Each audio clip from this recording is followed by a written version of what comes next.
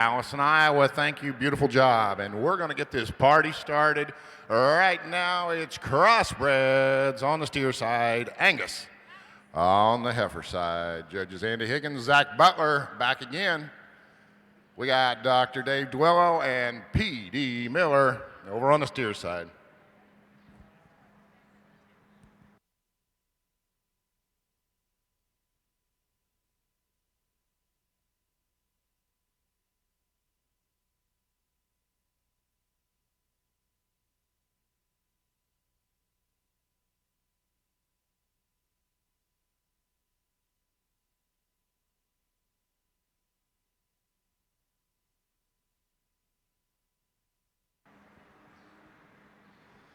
Well, good morning to everybody here at the Iowa Beef Expo, and it's certainly an honor and a pleasure to be back with you again here this morning. A real good way to start off our Angus show. This young lady brings us a single entry June female, one that gives you a nice look. She's good in her structural base, a lot of body and rib in this female. Still plenty green in her own right, but she ought to be just being a calf at this stage of the game.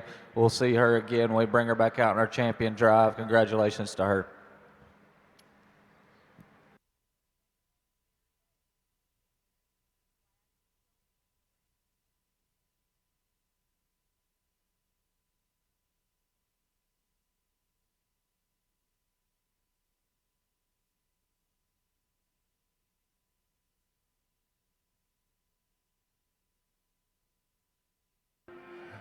All right, first class of the day done over on the heifer side. That was a single entry Angus heifer from Mariah Steenard of Mason City.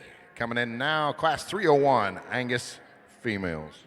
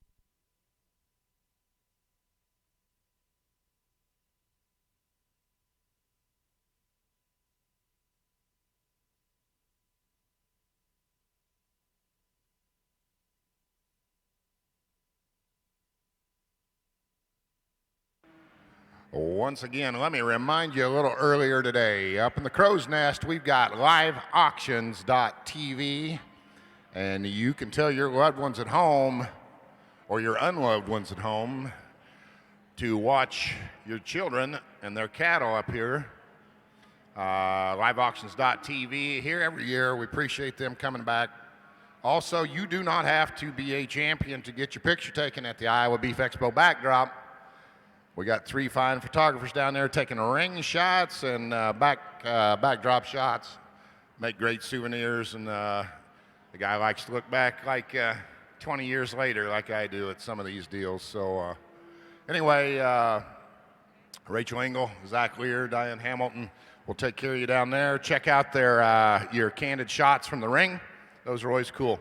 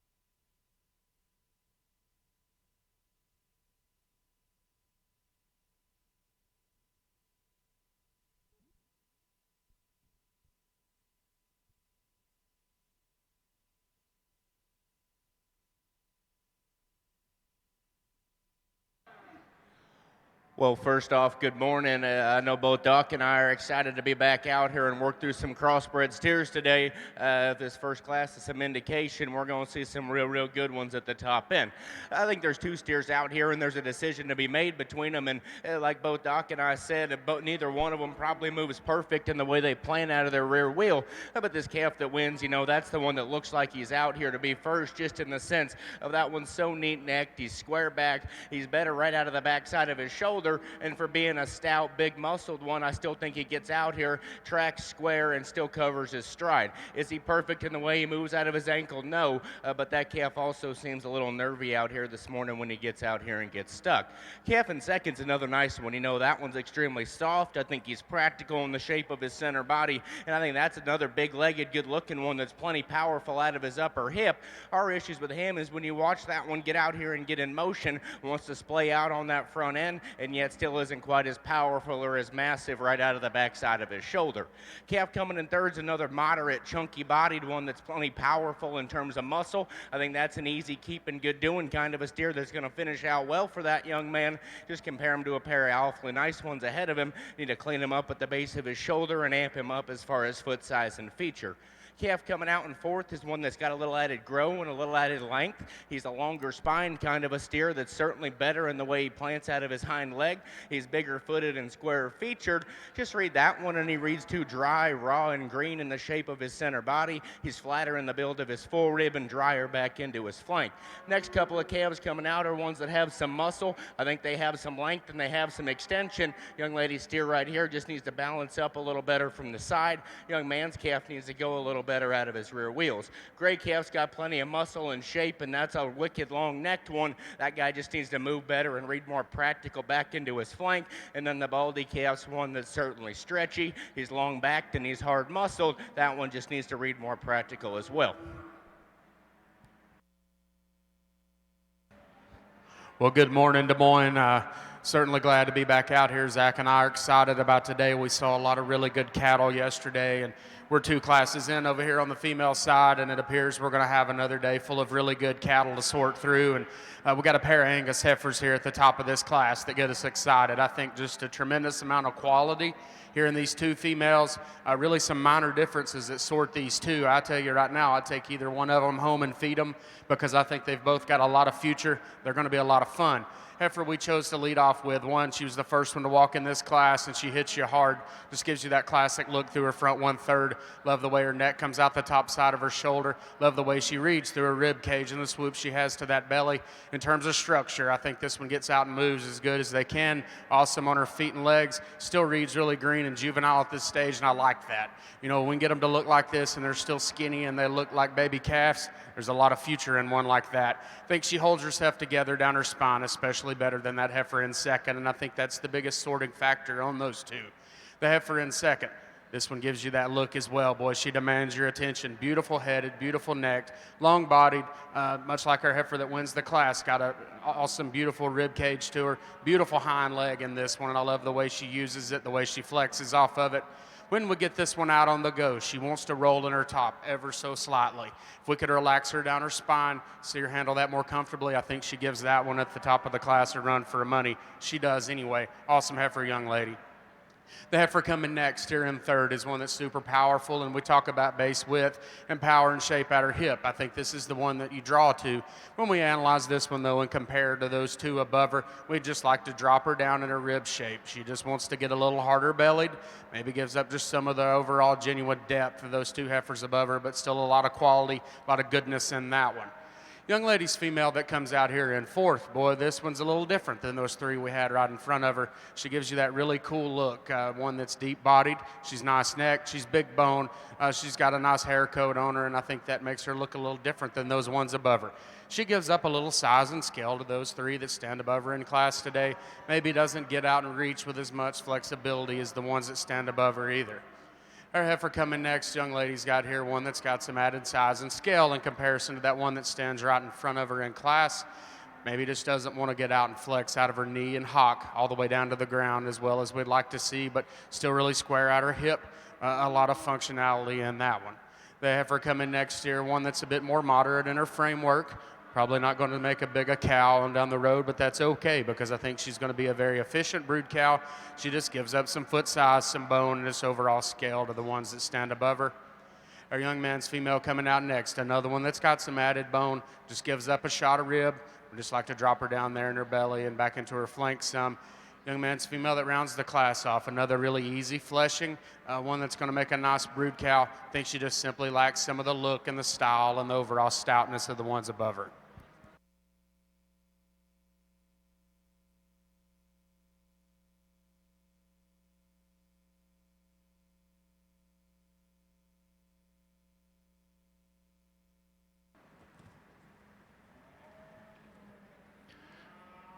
All right, over on the heifer side, placings for class 301, Angus heifers. First place, Sloan Curtin, Oxford. Second place to Morgan Knapp of Bloomfield. Third, Madison Collison of Rockwell City. Fourth, to Courtney Vondrasek of Fairfax. Fifth, Katie Johnson, Independence. Sixth, to Jolene Ebersol of Kellerton. Seventh, to Blake Evans of Humiston. And eighth, to Brooks Courtney of Decorah. That was your placings for the second class today, class 301, Angus heifers. Now coming in, 302.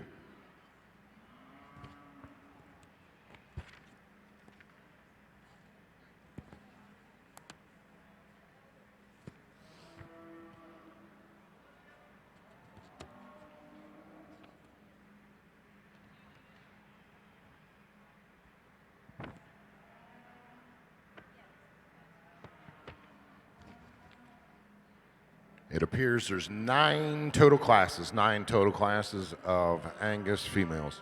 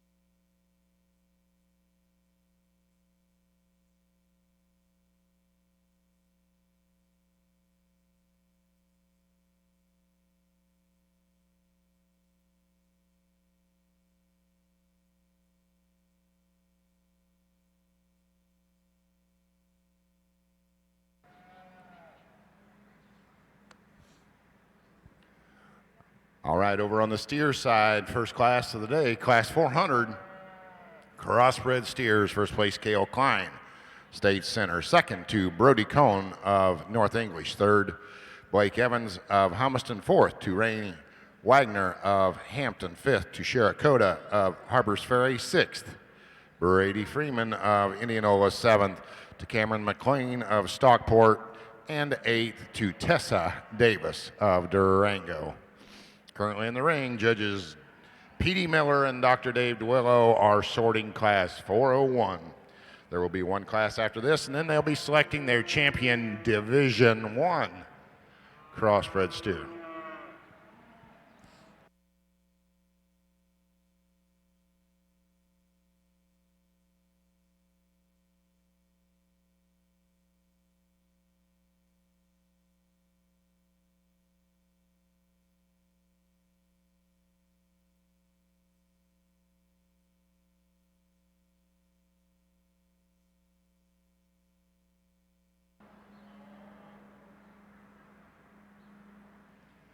Also, let me remind you again, liveauctions.tv, setting up in the crow's nest there, broadcasting the shows for any of your friends and family at home. Backdrop pictures are for everyone. And today's special, Zach Lear will be autographing a picture of himself for every purchase. So, little kids, somebody to look up to there. So, once again, liveauctions.tv.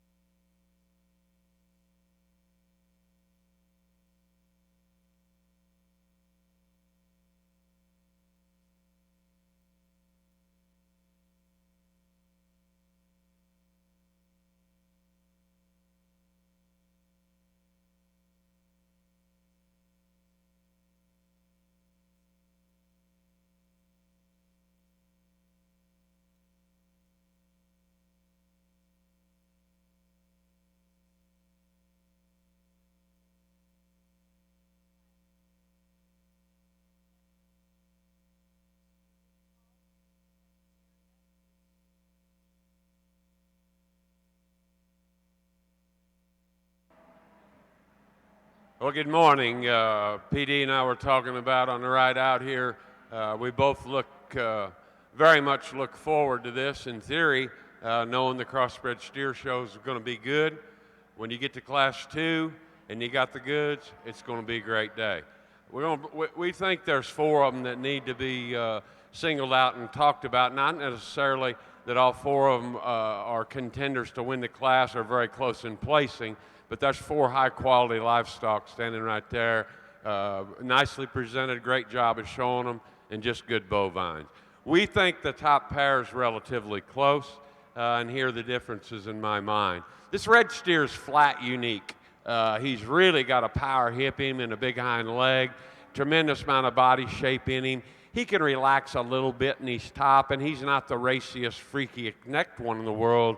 But the way he's built and the composition that he contains and displays on the move is really, really pretty unique.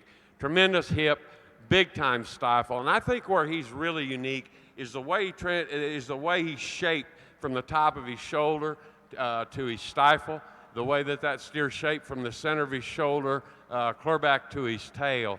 That thing is really laid in reasonably good about his shoulder. He blends nice in his front end. He transitions into his top line rather well, and he's not the levelest backed one in the world, but really who cares at this point? One with that much muscle and that much body and that much flexibility, you're going to have to take a little bit of flexibility to make one handle that amount of product in the way that he does. Is he perfect on the move? No. Is he sound on the move? You damn right. That's a good steer. I really like the squareness of his front feet. He's big-legged and big-bodied, and he just looks like a fat steer, in my opinion. I like the yellow one pretty good. He's extra smooth and he's kind and really, really proportions nicely from the profile. He really got a great blend to his shoulder and forerib. He's extra secure in his spine, the way his spine comes out of the top of his shoulder. Extra level, and he's kind of beautiful, underlined, really good traveling kind of a steer. That just plays out a little bit in the low part of his quarter. A calf that maybe just doesn't progressively get burlier, wider, and stouter as you reach the rear 1/3 of his body. I'm not being critical of him. You got a good steer. He's got a lot of good days ahead of him. What a pair of black steers from the profile. We get them set up here standing still. They're deadly, jack-necked and really good through their chest. The steer that's in third has undoubtedly got more shape and more real product in his top. He's particularly bolder and square and burlier and thicker right out of his hip.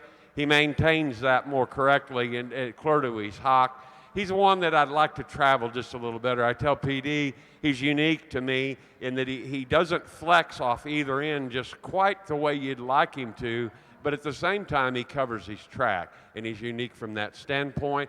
I just read more shape. I just read more long-term terminal impact in that calf, and he's beautiful, beautiful presented and a really nicely balanced steer. You got a good one here too, babe. He's maybe just a little upright in his shoulder, a calf that plays out from his hooks to pins and then downward to his hock. We get right behind him. He's just a little disappointing compared to those three that run in front of him.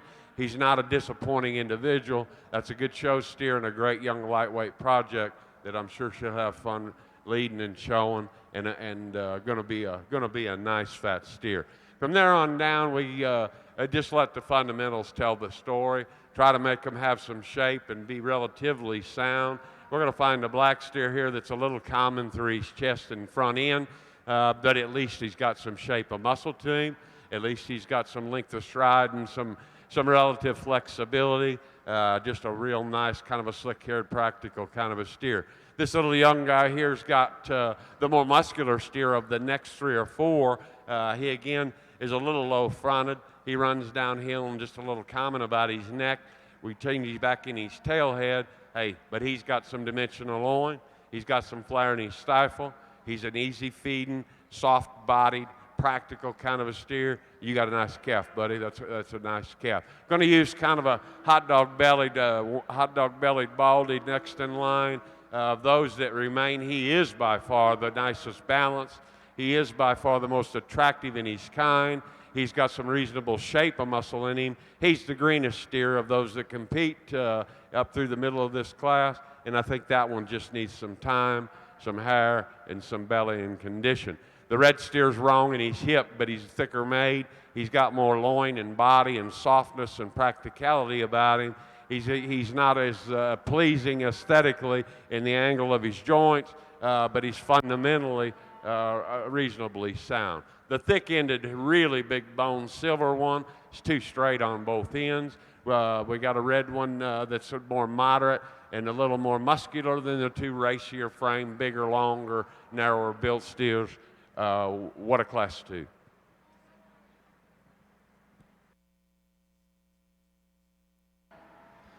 Back over here on our Angus heifer side, I tell you what, a tremendous class here and a good pair at the top end. I think as me and Andy kind of start to sort through these things, this young lady's calf, I think, hit both of us really hard as she come in the ring. And then, you know, the further we get to evaluating this one, I think she puts a lot of good things together. Just an extremely well-balanced, feminine, attractive female. I think gets out and is acceptable in how she gets out and covers her track. When you ask this one to lead, just in the right kind of condition for a calf at this stage of the game, one that we like a great deal. Congratulations to her.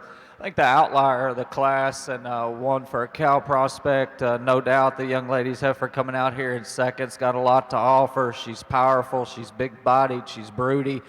She's one that just gives you a real easy keeping kind of a look. I think maybe at times gets a little sharper there off the backside of her hock as she wants to go away from you and maybe change her and how she handles that there. But I tell you what, that one's got a lot of power and a lot of dimension, one that'll be a lot of fun on down the road.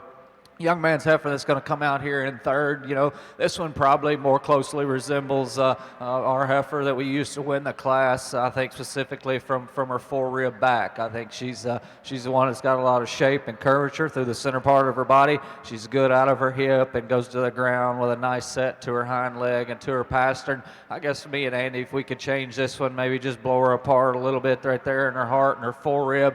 I'd like to make her just a little more feminine and attractive and eye-appealing through that front 1/3 and down through her chest floor for us, but still a high-quality heifer. The young man's female that's going to wind up fourth out here today, I think she's as long spine and extended as any of them. I think female that you appreciate in terms of having enough foot size and enough bone work out here today. I guess for us, you know, she's the one of these initial 4 that just reads a little tubular in her rib shape, maybe just gets a little uncoordinated in how she goes off those rear 2, but still a quality heifer that just had a lot of competition out here in this particular class. The female that's going to come out here next in line, another one that you can kind of coin as being just a big-bodied, easy-keeping one. I think female, again, you know, you like the foot size and the bone shape that she's got. I think today just gets a little plain, a little stale looking for us maybe out here today, just not quite as sharp and attractive as some of those other cattle, but still a nice female. Young man's calf is going to come out here next in line, another one that does have probably a shot more eye appeal than the heifer that we used to start with. Just not enough heifer there. I think, again, she's one that just gets a little racy in her look, a little harder keeping, a little harder doing, but still one that's attractive and presented well out here today, and young man does a nice job getting her set up. Gentleman's calf is going to come out here next, one that probably does have a little more rib shape, a little more boldness and curvature through the center part of her body than even the one that goes out in front of her. I guess just from a structure standpoint for us, this one kind of wants to get up in her back, kind of breaking her loin, just gets a little uncoordinated and tight and restricted there off those rear 2 to get her up much higher. Young lady's female that's coming to us here next in line. This one's got as much foot size and stoutness of bone as any that we've got in the class. One that you appreciate in those regards. But for us at the end of the day, I think the one that just needs to be reassembled structurally off of both ends a little bit, make this one a little more feminine and attractive to see her work up in the class as well. Young lady's female going to come to us next, one that does have a little nicer look through her front 1/3, but again, just her structure I think is kind of what works her down out here today, specifically there from behind, the way she handles those rear 2. And our gentleman's calf that we round out the class with is upstanding and long-bodied as anything we've got out here, but I think that works against her, one that's just a little hard keeping, a little ill structure to get her up any higher as well. Congratulations to those Angus exhibitors.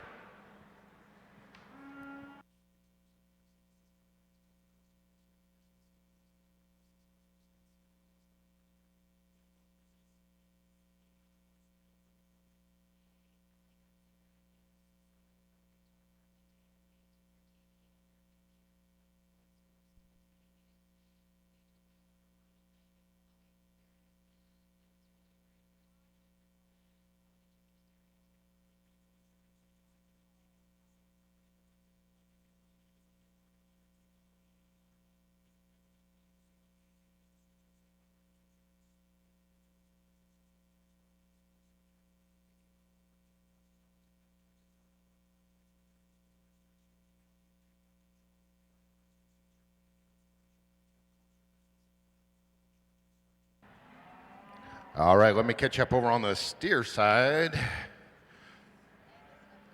Placings for second class of Crossbred steers, class 401. First place, Shelby Johnson, Rhodes. Second to Howie Evans of Creston. Third to Regan Peters of Lamar's. Fourth to Nevea Wick of Fertile. Fifth to Hadley Riley of Hamburg. Sixth to Ty Haywood of Albia. Seventh to Connor Shalla of Kelowna. Eighth to Bryce Auksher of Humiston. Ninth to Tyson Gravel of Anamosa. 10th, Cassidy Meyer, West Union. 11th, Grace Healy, Hampton. And 12th to Ellie Boyens of Indianola. That was your placings for the second class of Division I Crossbreds, class 401.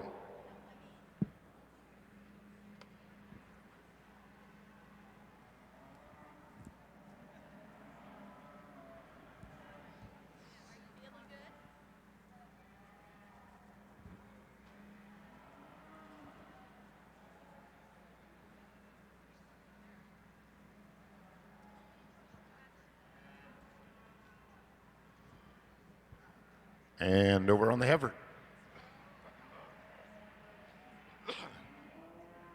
Over on the heifer side, class 302, third class Angus heifers. Placings are first, Michael Weaver of Dougherty. Second to Jillian Moffat of Colfax. Third, Hunter Anderson, Algona. Fourth to Silas Koenig of Pleasantville. Fifth, Delaney Fellinger, Hopkinton. Sixth, to Ethan Frederick of Bagley. Seventh to Garrett Warzer of Wacoma. Eighth, Jenna Smith of Newton. Ninth, Avery Harris of Waverly. And 10th to Dalton Zidlicki of Decorah. That was your placings for the third class of Angus heifers, class 302. 303 currently being shown.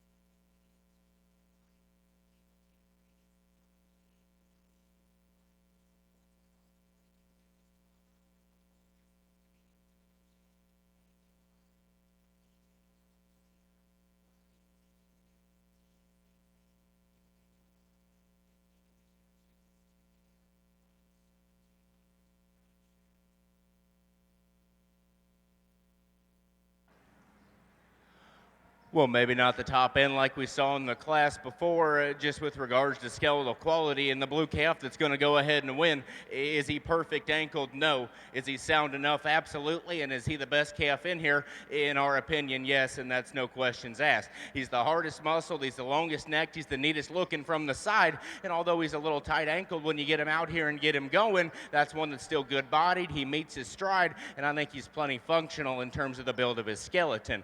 Sock and legged calf that comes out here in second, that one's probably just a little softer right there to his sheath. I think he's better in the build of his underline and reads awfully practical that way. And even compared to the one ahead of him, I still think that's the bigger legged calf that's squarer in terms of his foot shape. With that, though, he's not nearly as powerful out of his upper skeleton, wants to go ahead and taper down in through his twist and lower stifle as well.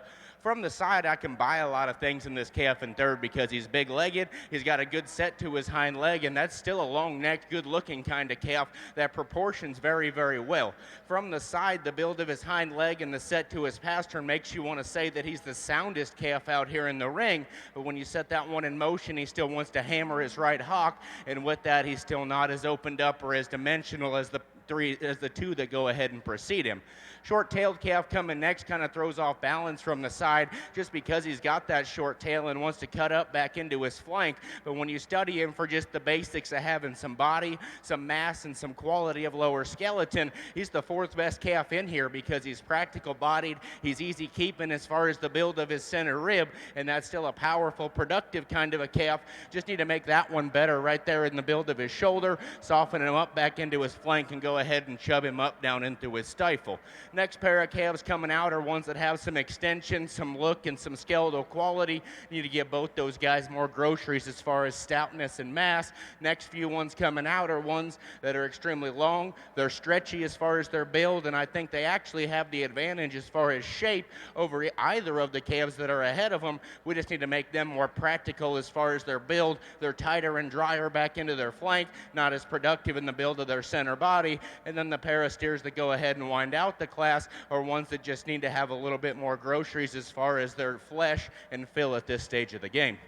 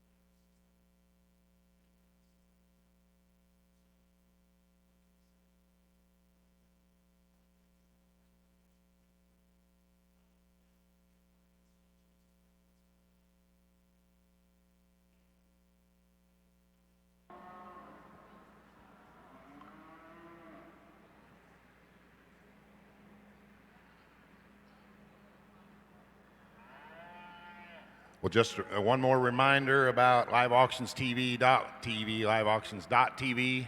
Got a live broadcast free of charge for those at home. Also backdrop pictures. You do not have to be champions to do that. I was just down there with Zach looking at some of the candidates. Holy buckets, are they good. I mean, like, really. I posted one on my Snapchat, J. Brady Hook. You can go to the Hamilton Photography Facebook or hamiltonphotos.net.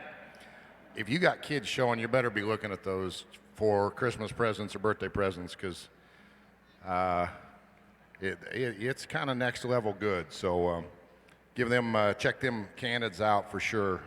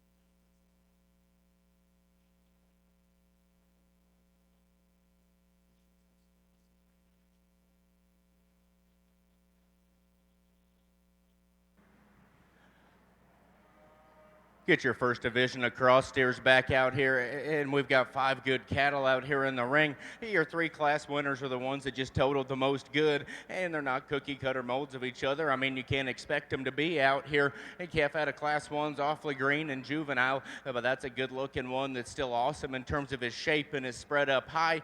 Good enough bodied for us today. Get him back out here, he probably just doesn't match up as far as mass or dimension when you compare him to the 2 behind him, but I do think that calf's got a bright future, and I think he's awfully nice from that regard. Like we talked in class, that red one's awfully unique for his stoutness and shape up high. He gets out here and moves good enough in proportions like a fat steer should from the side. That one's got the big old back and the stout hip and hind leg with an awfully soft and productive body shape. Old Blue came back out here and looks awfully nice in this lineup. That one's long-necked, he's freaky looking, and yet he's still got a big old hip and back laid in him. Like we talked in class, maybe just like to make that one a shot longer and softer in the build of his ankle, and then go ahead and pry him apart in his chest a smidgen, but I think that one looks awfully nice as well. There's a couple of them out here that hit us awfully hard, and I know they're not the same, but we still think they're the 2 best cattle out here. When you get them out to the end, we're going to go ahead and keep that red steer out here to win the division, and then when you start talking about that yellow one that was second in class behind him, that one's awfully smooth, he's awfully good-legged, he's not the stoutest or shapeliest one in the world, but we think he's the second best fat steer in the end. He'll be reserved Division 1 cross.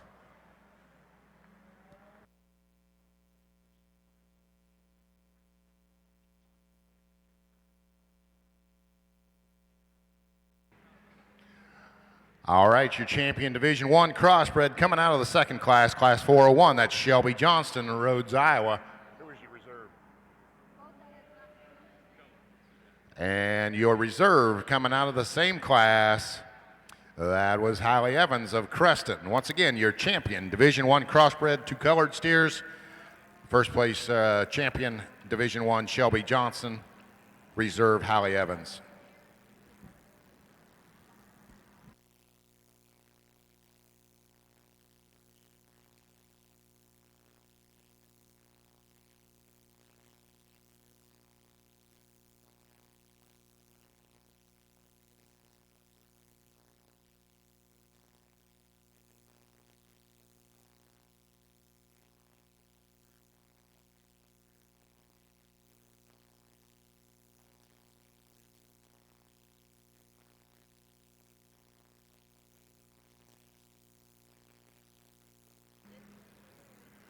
And placings for the third and final class of Division 1 Crossbred steers. First place, Cal Pryor, Woodbine. Second to Burke Willis of Diagonal. Third, Alex Long, Ruthven.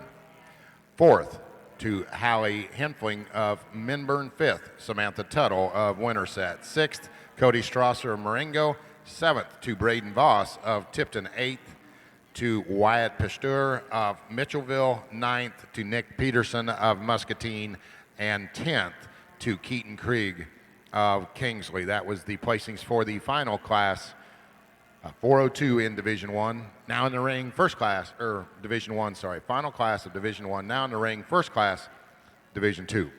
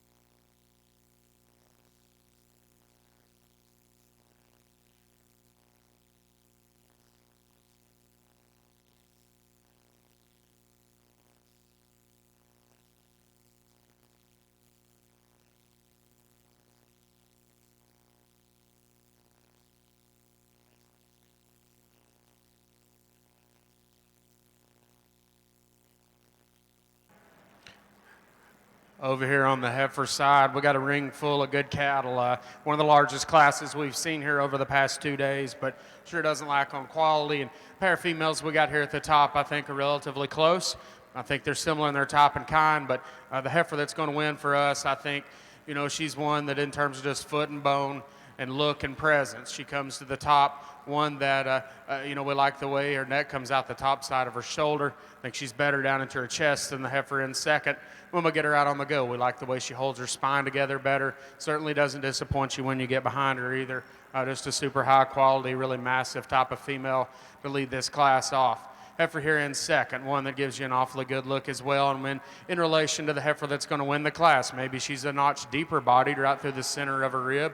She's one that offers much of the same look up through her front 1/3, maybe not quite as neat and collected down into her chest. And when we get her out on the go, I'm not sure she's quite as true and genuine over that top line as the heifer that wins the class, but boy, there's sure a lot of good to this one. Good structure, just a lot of quality in that top pair of females. Heifer coming next, one that's certainly a little different than the two above her in terms of her frame size. She's coming at us a bit more moderate, but I think one that still offers a really nice maternal look. Like this heifer through her chest, through the point of her shoulder. She opens up into a big body, nice hip. When we get behind her, she moves away from us, just a shot narrower down at the ground than those two above her. One that doesn't stand on quite as much bone as the two that precede her in class, but not take anything away from her. That one's going to have a bright future in our mind.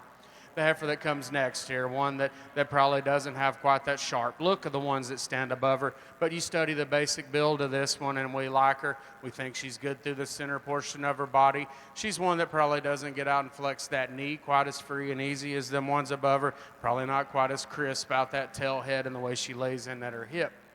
This young lady's heifer coming out next here, one that's tremendously long-bodied. I think when we study this one from just a length standpoint, there's a lot of weight in that female because of that.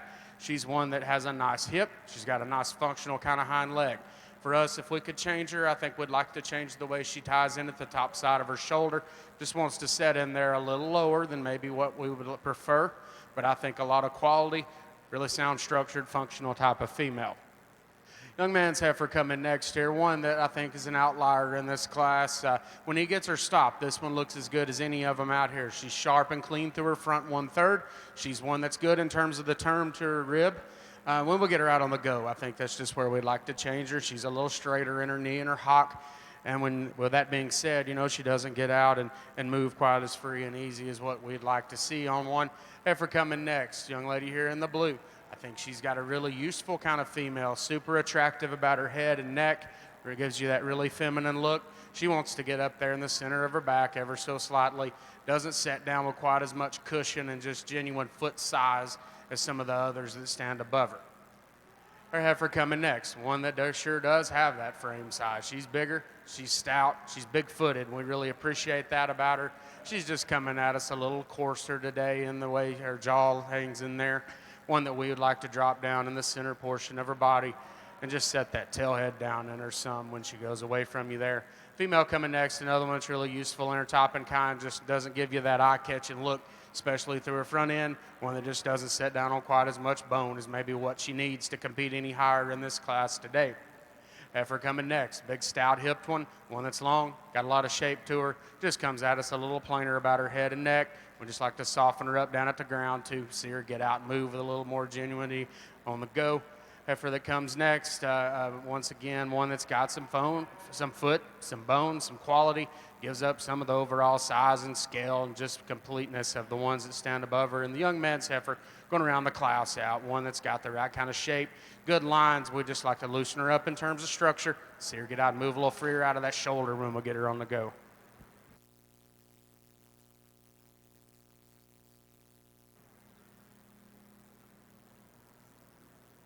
Back on the steer side, these front two cattle, I'd just like to kind of get out here in front, not because they're close, because they're two extremely high-quality individuals. This solid black steer hits me hard.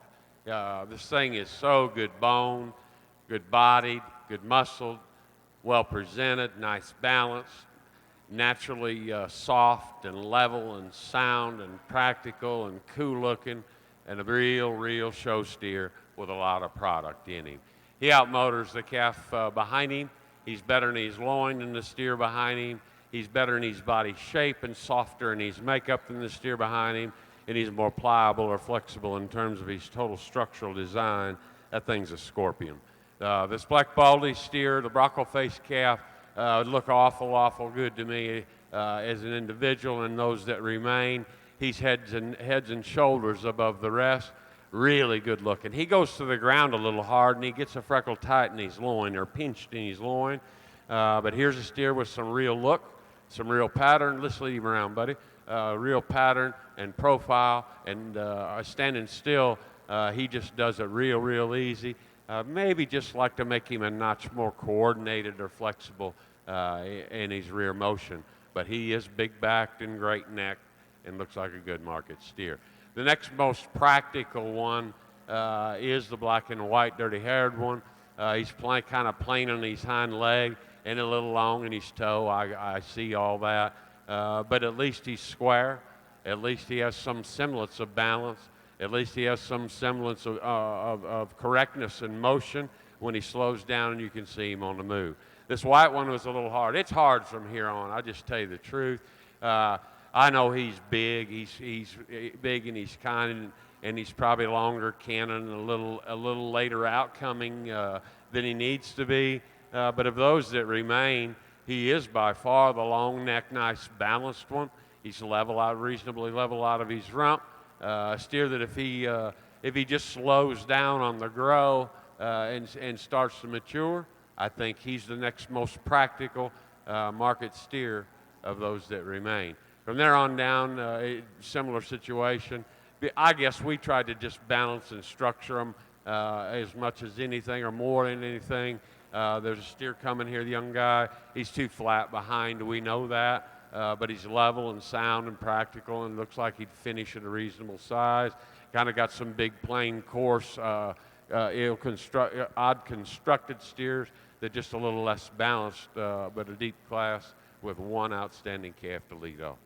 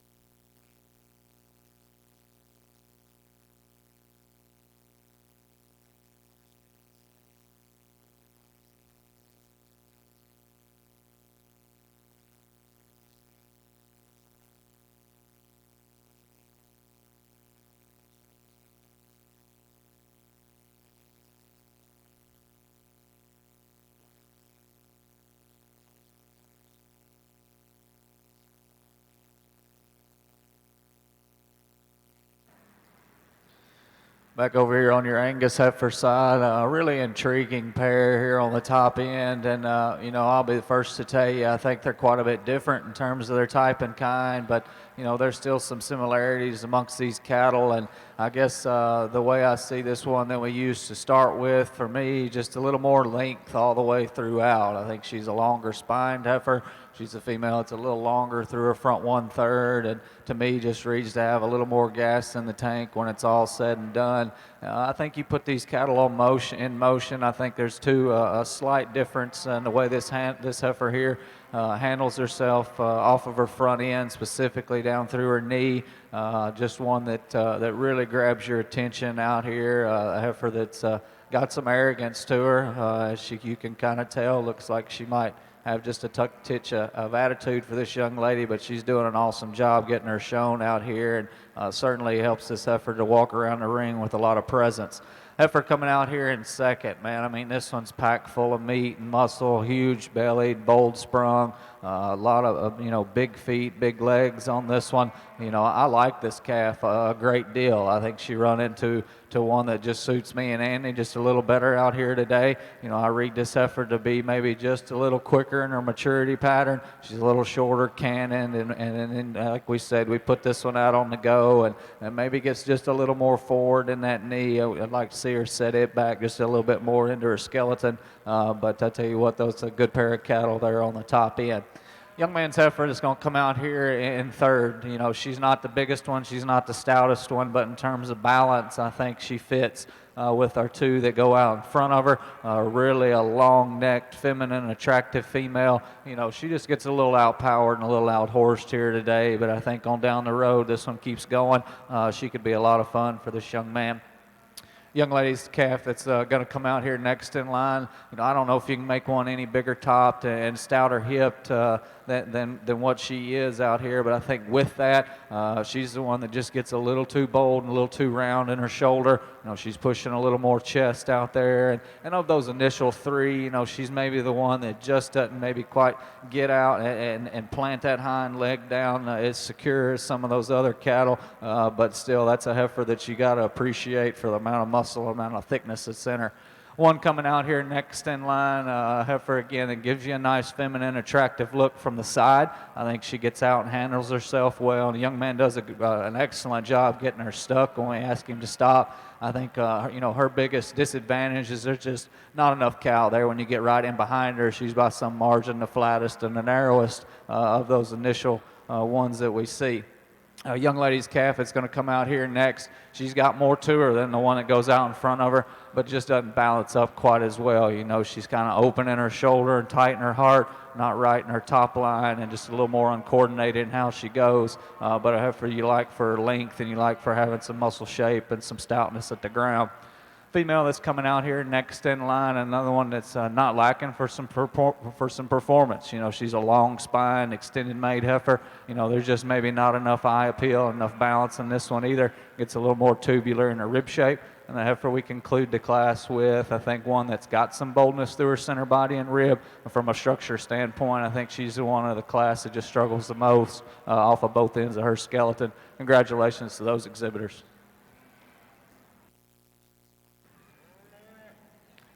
All right, over on the heifer side, let me catch you up on a couple classes here. Class 303, Angus heifers, first place, Sarah Sullivan, Dunlap.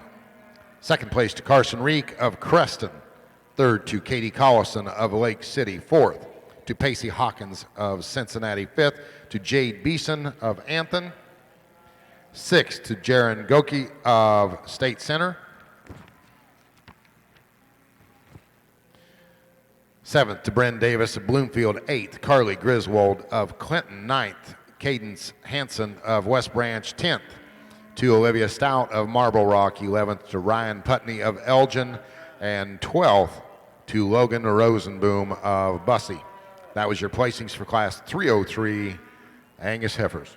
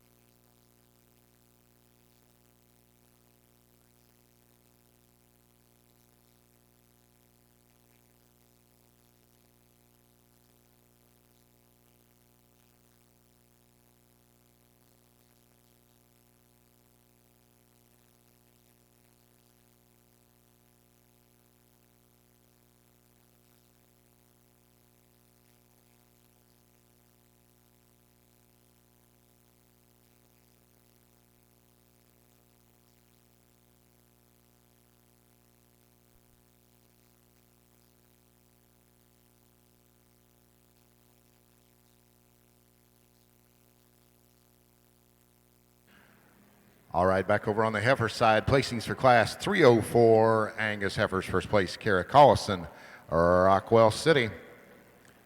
Second place to Riley Johansson of Spirit Lake. Third, Joshua Derbyshire of Morning Sun.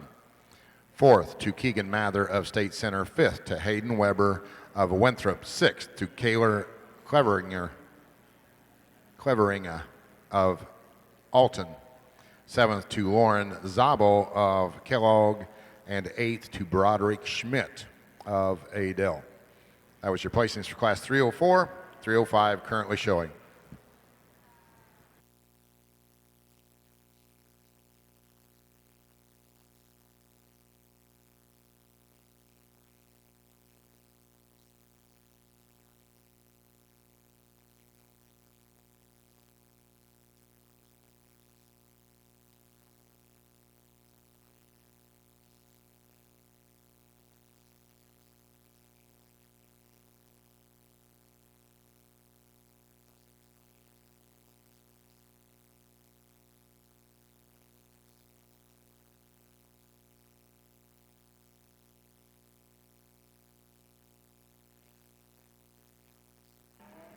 All right, over on the steer side, placings for the first class, Division 2, Class 403.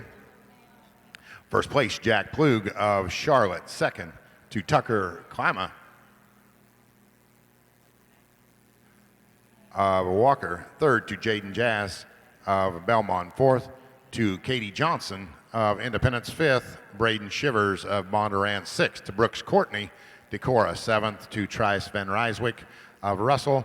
Eighth, to Brady Reynolds of Earlham. And ninth, to Briley Means of Villisca.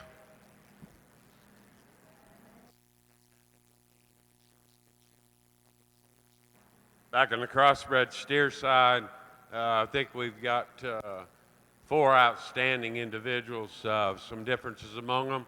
They come in 2 pairs to us, and we think that both those pairs have some closeness and some talking points about them. These things are just really, really good. Now, you can justify this front pair of cattle, I guess, in either placing.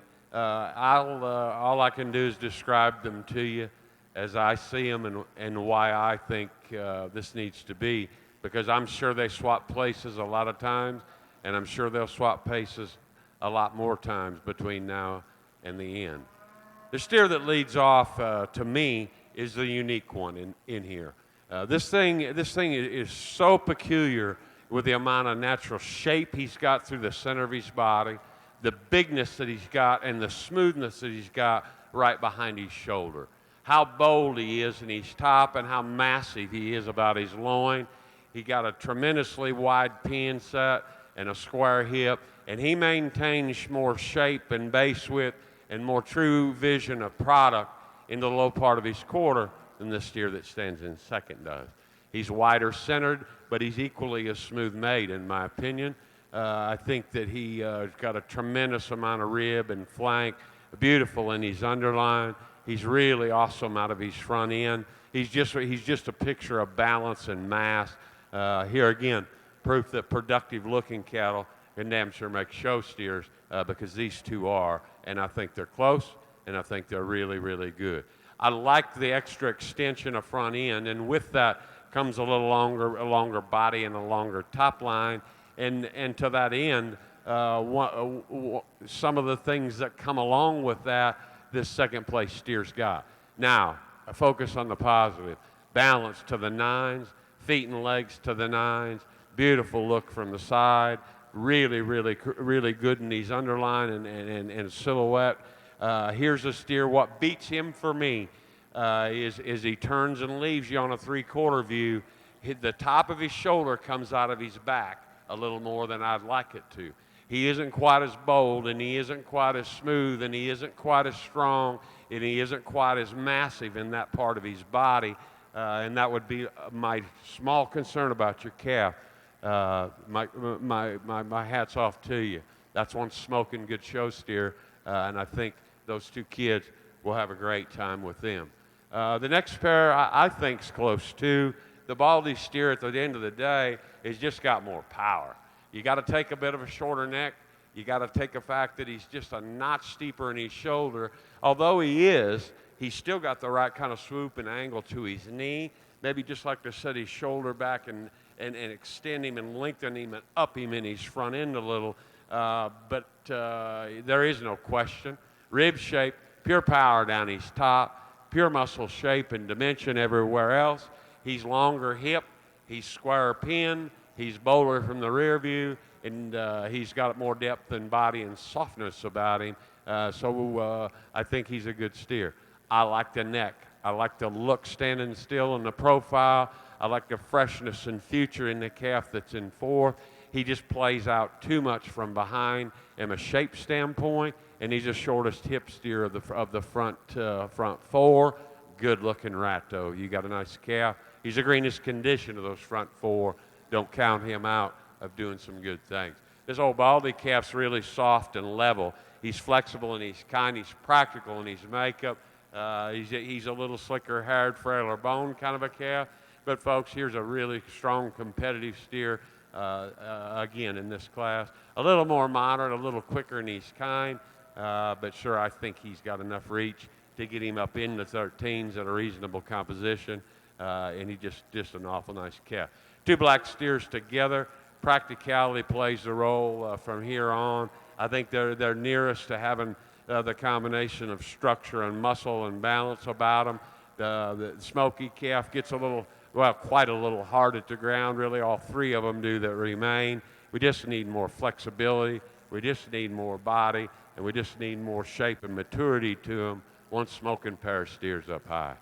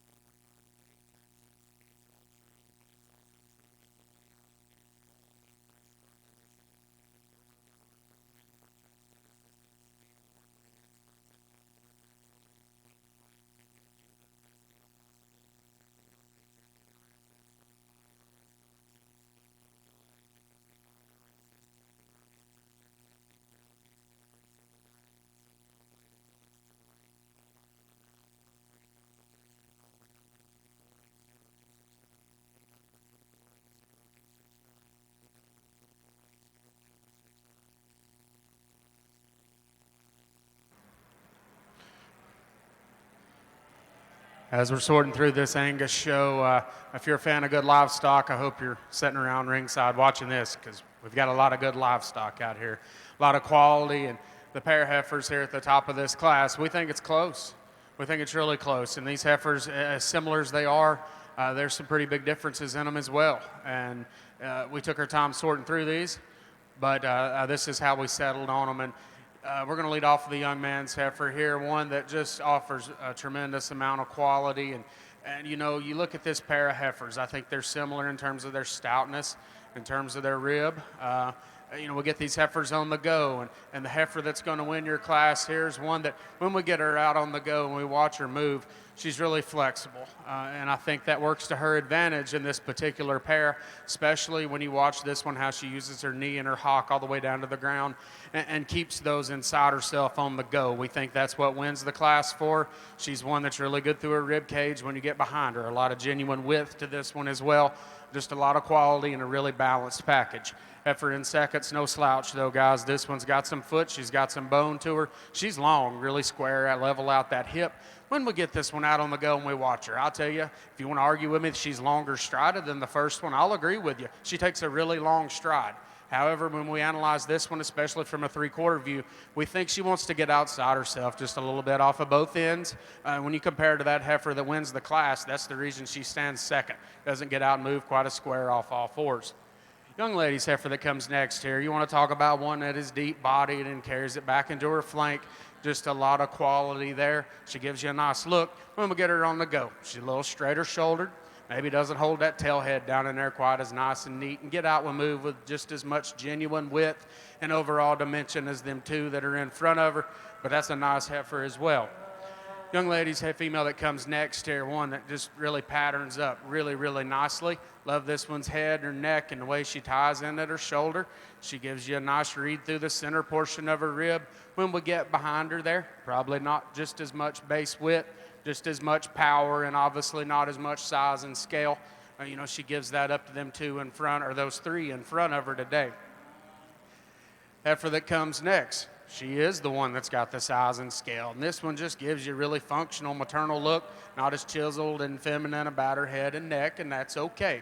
They can't all be beautiful, but this one's got a lot of quality, square hip. She just doesn't come at us with as much style and look and pizzazz as these ones that precede her within this particular division, but that one's going to make a heck of a cow on down the road in our mind. This young man in the blue shirt here, much like the heifer in front of him, I think in terms of function, this heifer does a lot of things right. You know, she's good-bodied. She probably doesn't have that big swoopy rib cage, as we like to call it, as some of these others, but she's deep. She's good in her foreribs. She's good in her flank. She's not as attractive and beautiful about her head and neck, but I think it still sets in there right. She just wants to get a little weaker there in her loin, hold that tail head up when we get her on the go. Just gives up some of the genuine width and overall power and look. Heifer coming next here, one that's got some extension. She's got some added size, just a little plainer necked, a little harder bellied than some of the ones that precede her. And their heifer that's going to round the class off much the same. She's one that's just coming at us a nickel harder in her look today. We'd like to change the way those legs set down there, square her up at the ground, and just see her come with more power and dimension.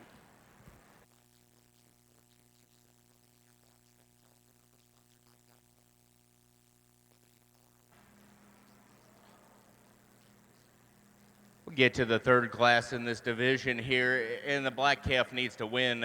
When they're the widest and the soundest, there ain't no reason to beat them, and yet that one's still pretty slick underlined. He proportions from the side, has a nice fat steer kind of a look. Ain't much more sense in talking about that one because he wins, and he wins so fairly easy.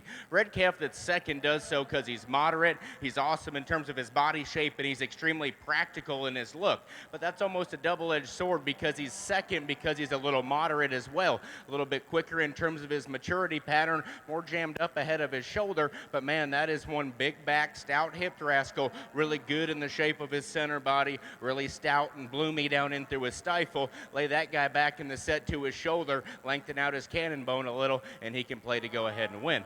Gray calf that comes out next is one that's extremely lean, he's extremely shapely. That is one big backed rascal that's got a ditch running up his spine, really stout and square out of his upper hip, and that one winds up third because because he's got all those advantages and because he's good in those areas. But with that, it goes true with antagonisms that he's a little bit harder and coarser in the shape of his center body, a little bit more jammed up and round out of his upper hip as well. From the side, I can buy a lot of things in the red calf that comes in fourth because he's long-necked, he's extended, and he's soft in the shape of his body. And that's a big-legged one that proportions extremely well and has a neat look about his head, neck, and chest. You just get up on that guy, and he's too A-frame in his build. He's the narrowest out of the backside of his shoulder and the flattest and plainest out of his upper hip of the initial quartet that goes ahead and leads off this class. Black calf coming next has a fat set of feet and legs. He's big-backed and he's shapely. Just need to read that guy more practical in his forerib and the build of his flank. Gray calf's the opposite because he's awesome hind-legged, he's soft-bodied, and he's extremely smooth. Need that guy to have more muscle. And the same goes for this white-legged calf. I just need to moderate that one, maybe make him a shot stouter out of his upper hip as well. The gray calf coming next is one that's good-bodied. Looks like he's going to be easy fleshing and easy feeding. That guy just needs to be sounder and stouter. And then the one that rounds out the class has some length, has some extension, and has some soundness. That guy just needs to balance better from the side.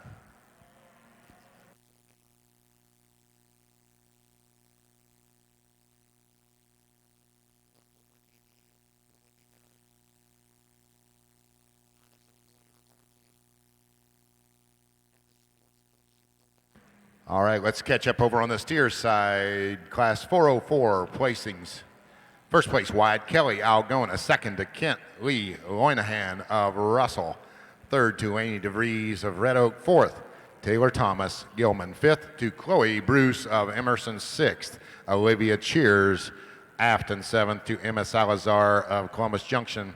Eighth to Daniel Ilg of Clare. Ninth to Lauren M. Bayer of Albia, and 10th to Braden Tiarks of Underwood. That was placings for Class 404. Placings for Class 405, final class, Division 2. First place, Jake Knutson, Esterville. Second to Reese Glenn of Creston. Third to Logan Kroc, Mechanicsville. Fourth, Ellie Mosier of Nevada. Fifth to Easton Maurer of Ladora. Sixth to Alexis Steffens of Claremont. Seventh to Chase Slybaugh of Guthrie Center. Eighth to Madeline Pierce of McClellan. And ninth to Thomas Jacoby of Grand Mound. Judges Dr. Dave DeWillow and P.D. Miller now selecting your champion and reserve Division II Crossbred steer.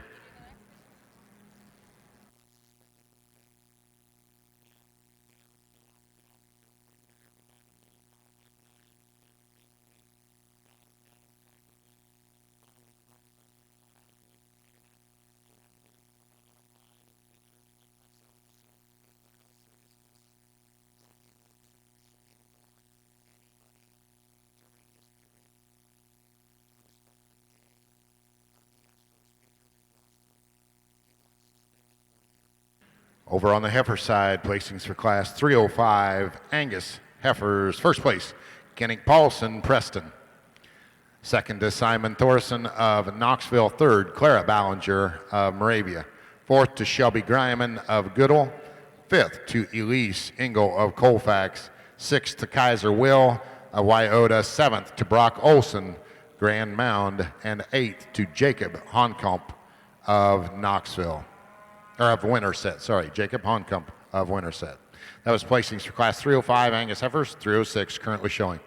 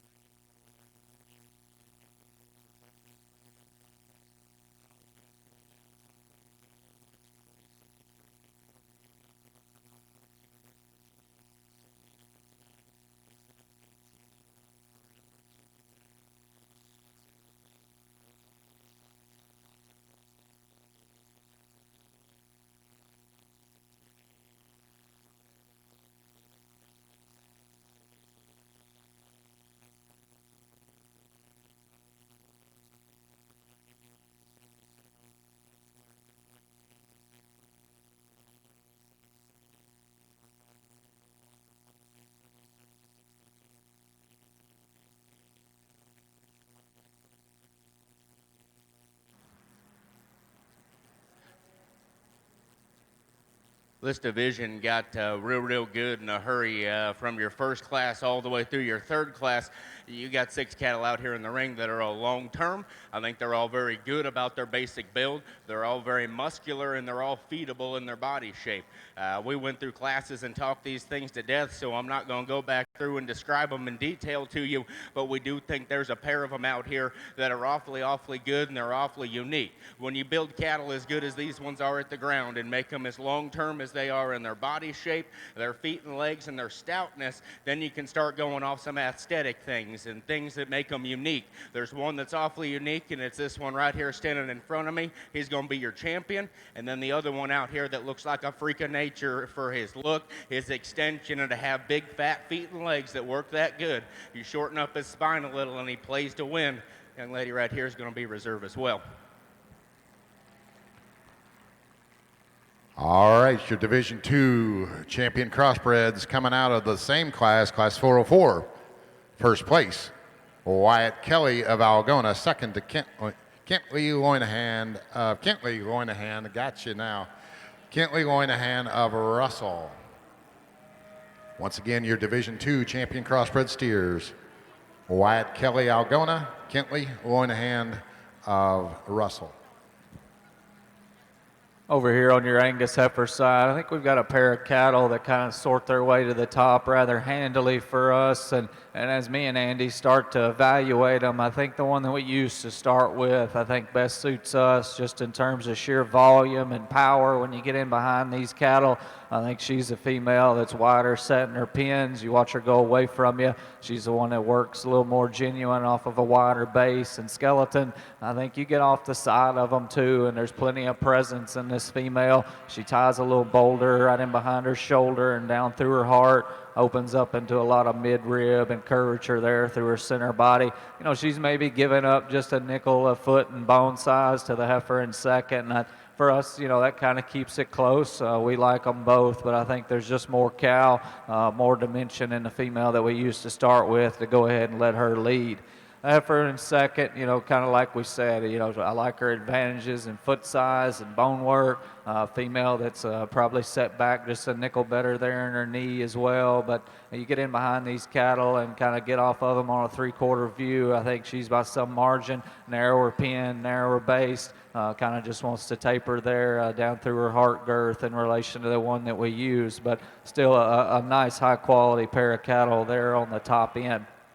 Young lady's heifer that's going to come out here next in line, I think, at the stand. I think, you know, she's certainly as good as any of them in terms of her presence and her balance and her look. For us, I think when you set her into motion of those first 3, she's the one that just gets a little more rigid off those rear 2, specifically down through her pasterns, kind of wanting to knuckle a little bit there. But a high-quality heifer with a lot of body and a lot of rib in her as well. Young lady's female that's going to turn and come out here next for us. Another heifer that I think kind of fits the basic mold of having a nice maternal look there through her center body. I think in relation to some of those other cattle, she just runs into some that are just a little more attractive, a little more eye appealing, and some cattle that just maybe have a little more length of spine and overall extension than her out here today. Heifer coming here next, another one I think when you get her stopped and you get her parked, you know, she offers you a nice look. Super feminine, super stylish up through her front 1/3. I think of these initial cattle that we've seen and talked so far, she's the one that probably struggles the most off of both ends there, just a little straight in her shoulder, a little too tight out of her hip, but a nice heifer at the stand. Young lady's heifer going to come out here next in line. Again, one that's really long-sided, really extended. Just not enough body and rib for us to get her up much higher. Maybe her 2 gets just a little tight off those rear 2. Young lady's heifer that's going to come out here next.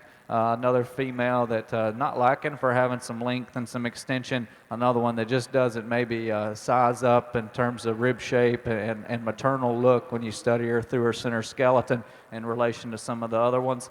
Young man's heifer that's coming to us here next. You know, this one's maybe got as much frame and as much performance as any of them. Again, just from a structure standpoint and foot size, she gets a little frailer and a little tighter off of both ends.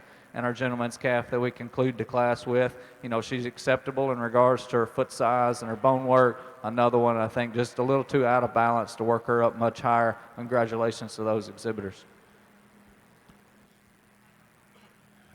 All right, placings over on the heifer side for class 306, Angus heifers. First place, Chesney Steenhook of Maxwell. Second to Sailor Yower of Hinton. Third, Mariah Steenhard of Mason City. Fourth to Jordan Johnson, Fort Dodge. Fifth, Lauren Phillips of Centerville. Sixth to Addison Hokeson of Corning. Seventh to Alexa Jacoby of Calamus. Eighth to Logan Evans of Humiston, and ninth to Brady Olson of Grand Mound. That was your placings for class 306. Angus heifers class 307 now entering the ring.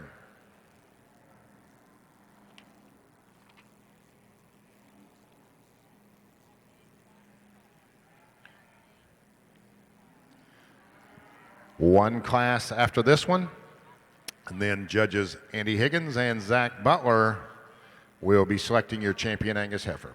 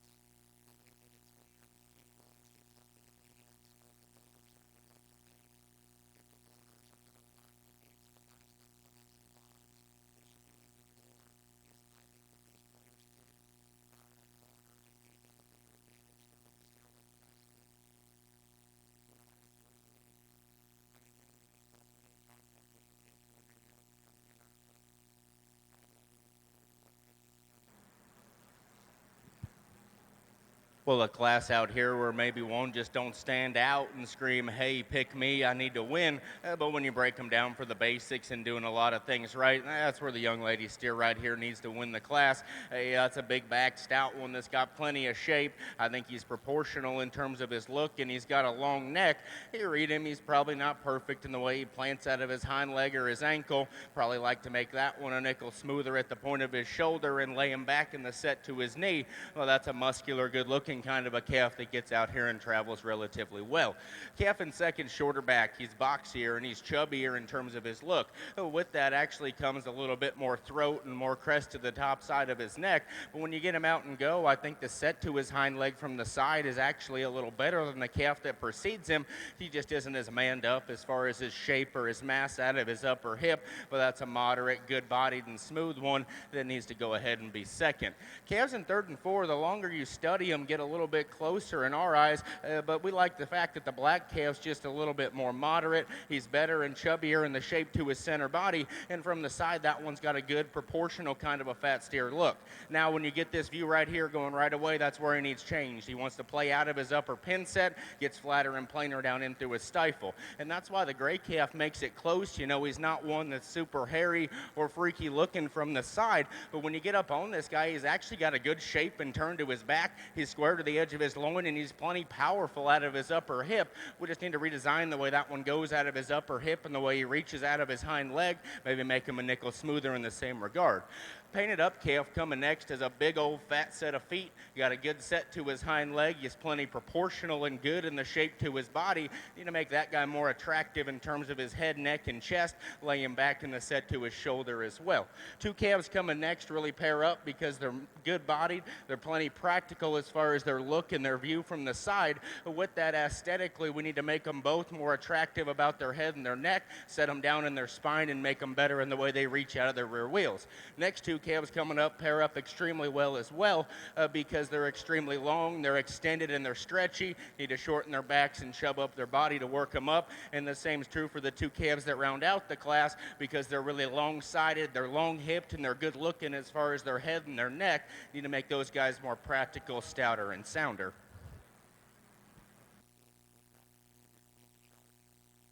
Another really deep class over here on the Angus female side. One we're going to begin the class with, a female that's just got a lot of presence. Study the way this one's neck ties in high out of her shoulder and then, ties in all the way down her spine and how flexible she is at her hip, down into her hock, all the way to the ground. You have to like this one. You have to appreciate the quality and the way she blends it all together in just a really smooth, ultra-complete feminine package. Heifer that comes next, one that's really fresh in her condition today, and that absolutely works to her advantage because that helps her maintain just a really feminine, maternal kind of look. Female, though, when you study her, she's got some quality. She's really good down her spine, got a big stout hip in her. She's probably not quite as flexible off both ends as that heifer that wins the class. She's still really good in her angles. I think she's certainly acceptable in the way she moves. Just a really nice female. Gives up some of the overall mass and dimension to that one that wins the class. She's going to have a bright future, though. This female that comes third, one that's really massive and excels the class in terms of performance and size and scale, but at the same token, she's one that's pushing the limits for us in terms of size and maturity for a January heifer calf, and I think we'd like to tone her back in that regard. We'd sure like to strengthen this one up in her forerib, elevate her in her chest. She's one that we'd like to set down in that tail head as well. A lot of power and mass, just a big heifer. The heifer that comes next, one that just gives up some of that look about her head and neck, the crispness those ones have in front of her. She's still really bold ribbed. She's got a lot of shape over her top, got a lot of shape out her hip. We'd just like to raise those pins up some, see her use that hock a little differently when we get her out in motion.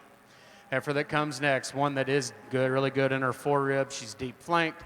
She's coming at us a little more moderate today, a little more smaller in her size. That's okay. She's going to make a really good functional kind of brood cow, though.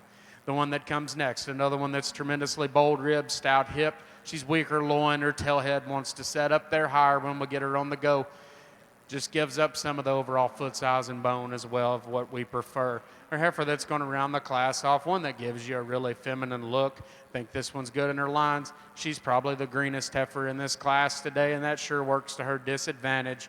She just gives up a lot of the power and dimension and size and scale of all the ones in front of her.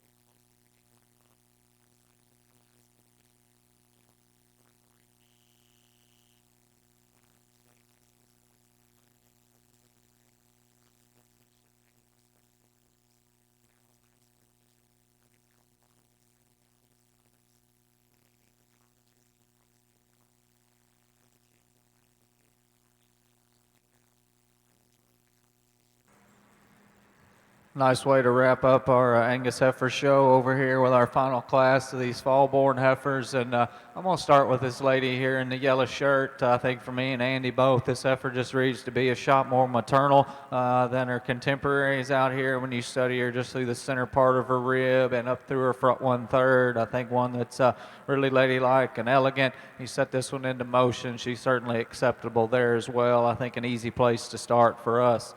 Really a big-footed, stout-boned one's the one coming out here in second. This one does get her neck high there at the top side of her shoulder. I think, for us, she comes across just being a nickel rounder in her kind, a little more tubular in her rib shape.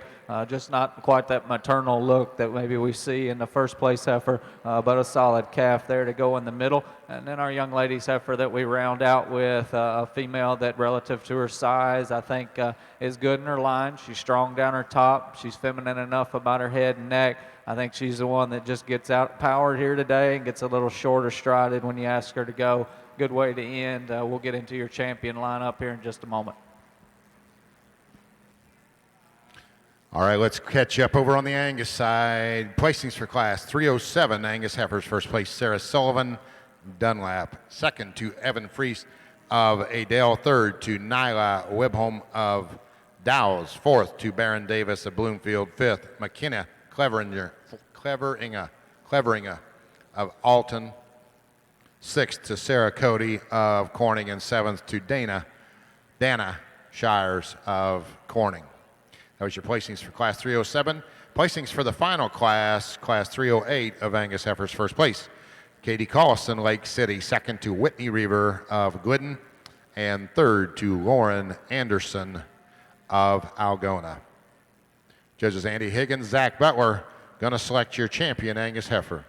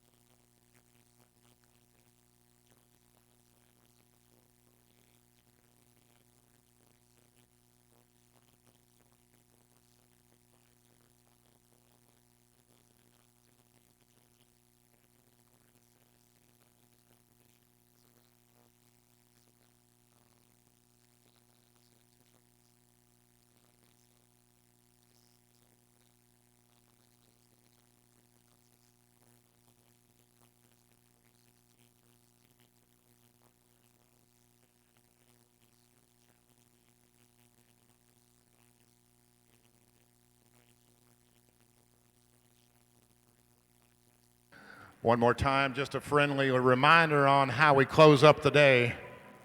30 minutes after the last class of the day. Doesn't matter whether it's heifers, doesn't matter whether it's steers. I would assume it's going to be heifers. But 30 minutes after, we will start the selection for the Supreme Champion Market Animal this year. Supreme Champion Market Animal goes first on their side. So 30 minutes after the last class or division champion of the day, which I'm assuming is going to be this side, 30 minutes, we're going to go roll into the Supreme Champion Drive.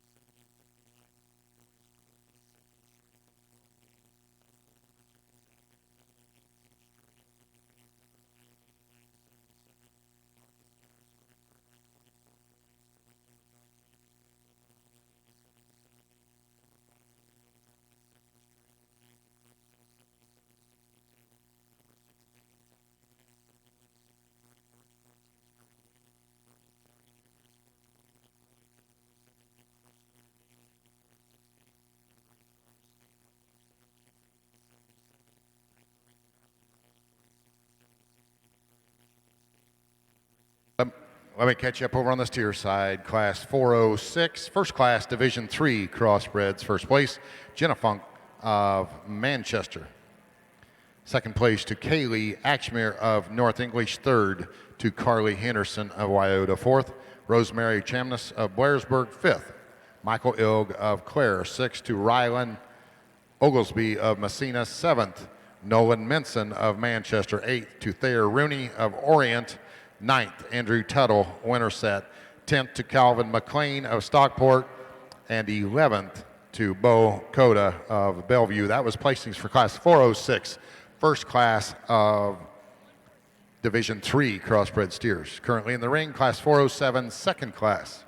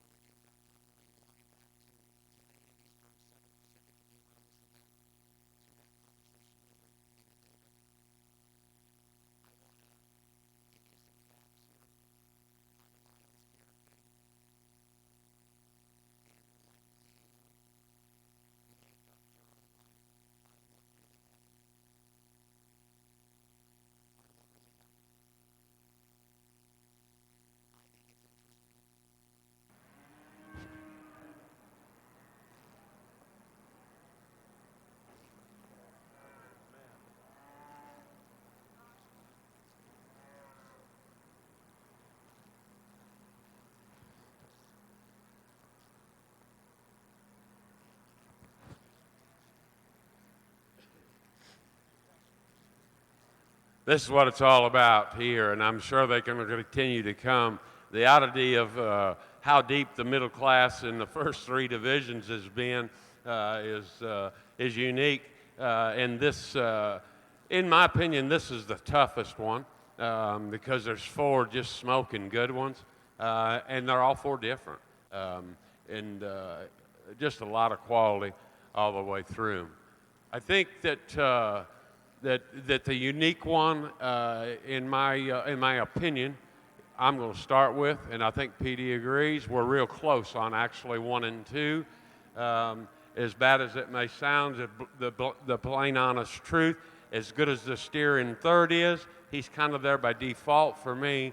And the 4th place calf is a long, big, stout rascal that just comes apart a little too much as time goes on. And so then if you focus your attention, or my attention, on the front 2, I'm going to use a steer that I think is just amazing from a rib shape, from a mass, from a power, from a hind leg, a flank, the thickness, the stifle, the twist, the body, the belly, the burly, the flexible. I think he's really unique. Is he the raciest necked one in here? No. Does his neck come straight out of the top of his shoulder? Yeah. So he's unique in those ways. You're going to have to take a little shoulder to get one with this much burly and this much stout and this much mass.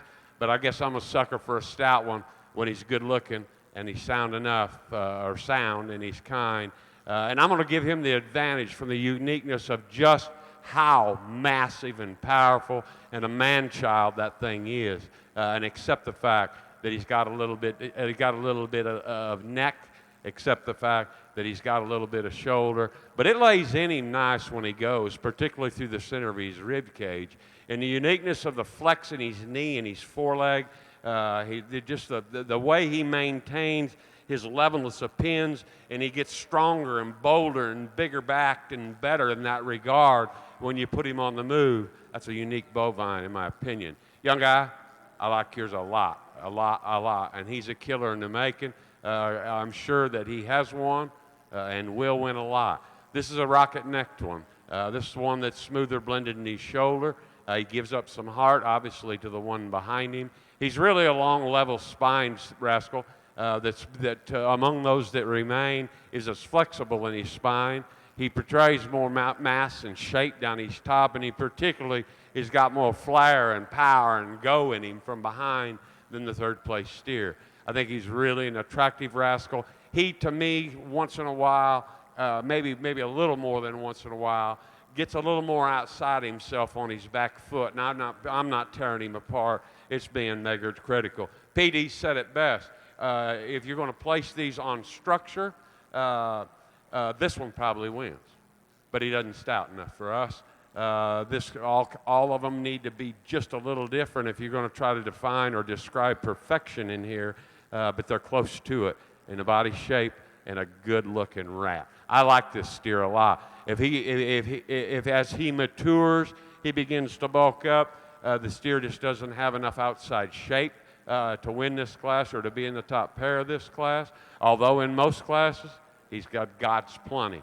He runs into a buzzsaw. He's a good steer. 2, 3, and 4, 3 versus 4, he's tidier up out of his chest, and he's a more up-fronted steer that's just more elevated and cleaner and sharper built.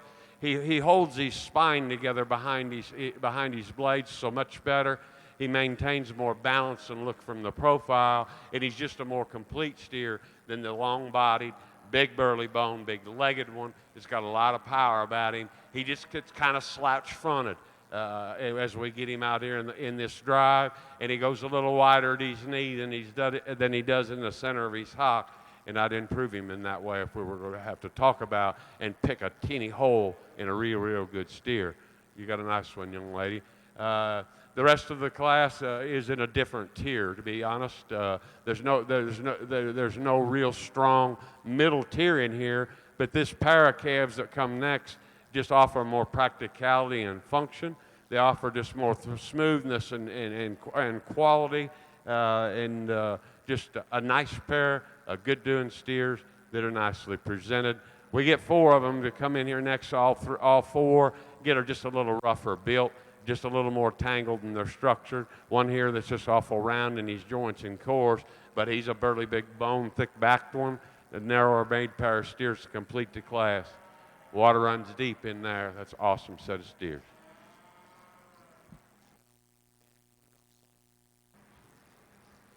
Back over here on the Angus side, we got our champion drive out here, and as much to be expected, we've had an incredible set of females brought to us here in this particular breed, and I think they've certainly lived up to Zach and I's expectations within the Angus breed.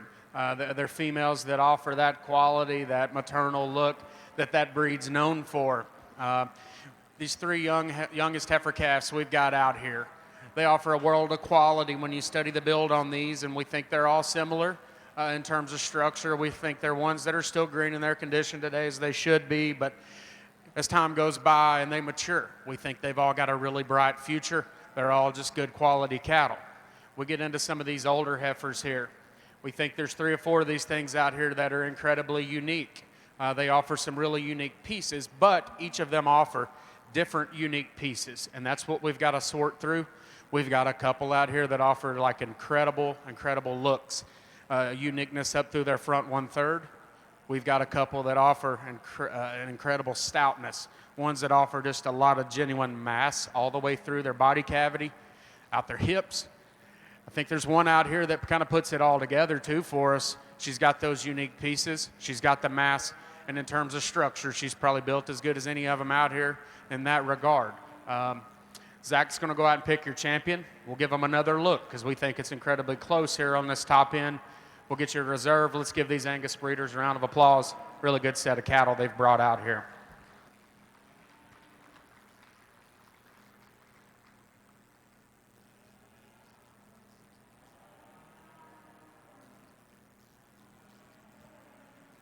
Your 2020 champion, Angus female, goes to Sarah Sullivan, Dunlap.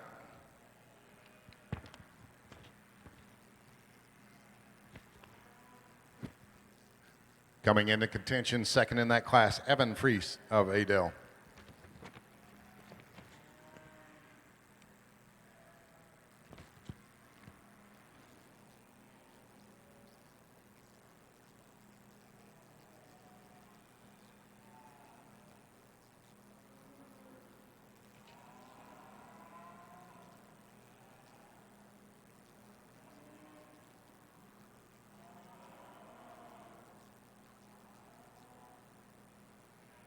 And your reserve champion Angus going to Sarah Sullivan of Dunlap also.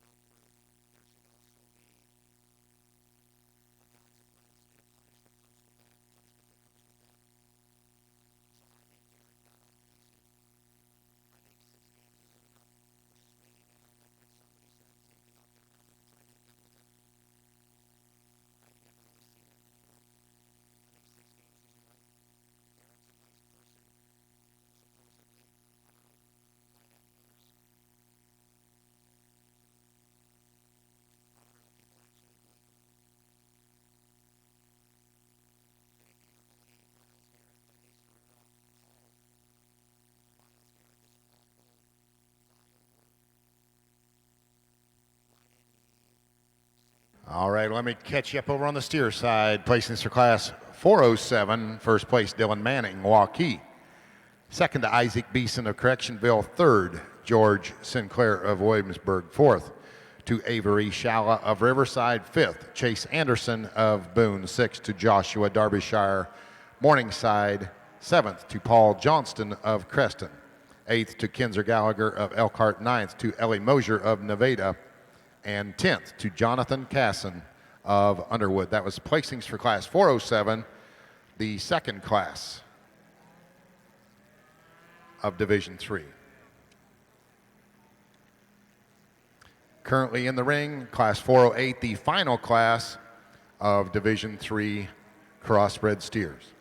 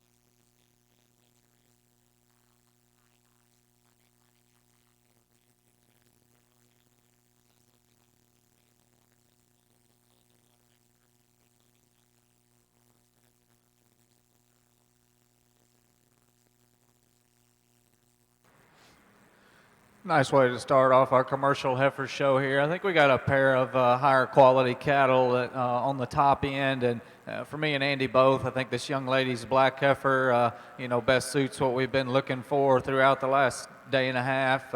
Just one that's really attractive and feminine up front. I think from there back, she still looks like a young calf and youthful in her appearance. I think she's sound enough when you get her out on the ring. I guess, you compare her to the one coming out here in second. Obviously, she's not as hairy. She looks a little finer bone, but I think she's got just as much. She's just a little less haired. I read this calf to be just a little more opened up through her skeleton, works off of a wider base. The black and white one here, I think, matches that female in terms of having some look and having some structural soundness. We appreciate her look that she gives us here from the profile. She's got enough body and rib at this stage of the game. You compare her back to that class winner, like I said, I'd just like to see her go away from us with a little more width and dimension down low than what she's got, but that's a nice calf as well. I think from there's some sort, but at the end of the day, I think this red and white one is a logical third for us. I think of the remaining cattle, she's the one that's just more correct in regards to her structural base. She's extremely bold and powerful in her rib in relation to the two that go out in front of her. Maybe not quite as maternal for me and Andy both, but still I think a heifer that needs to go in the third hole out here today. Young man's black and white one that's going to round out the class, come out here next. One that's big back, thick-ended. I really like the foot size and the bone work. She gets a little tubular in her rib shape in relation to some of those other cattle. But again, I think of the remaining ones, she's just that much sounder to keep her ahead of some of the ones that stand below her.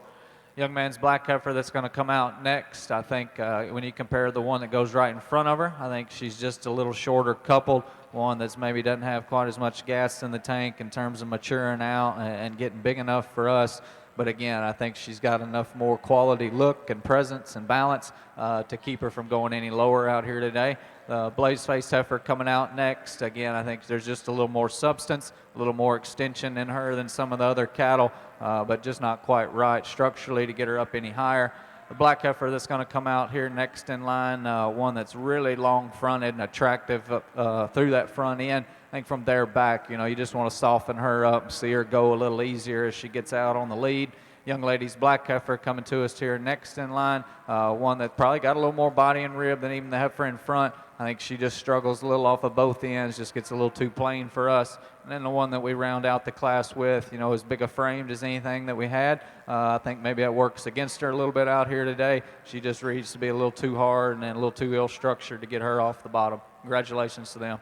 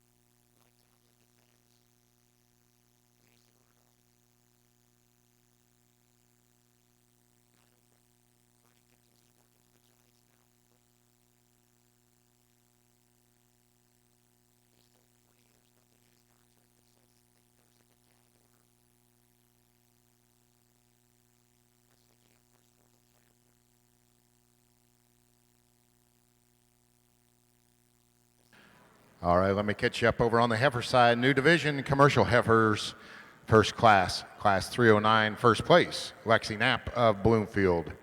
Second to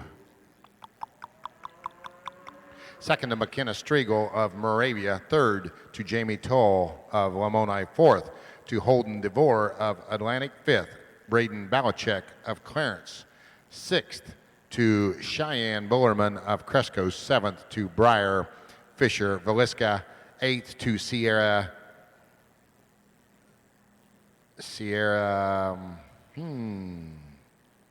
DZABOFF.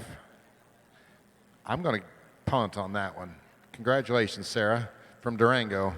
And 9th to Shelby Winiger, walk on. That was placings for the first class, class 309, commercial heifers.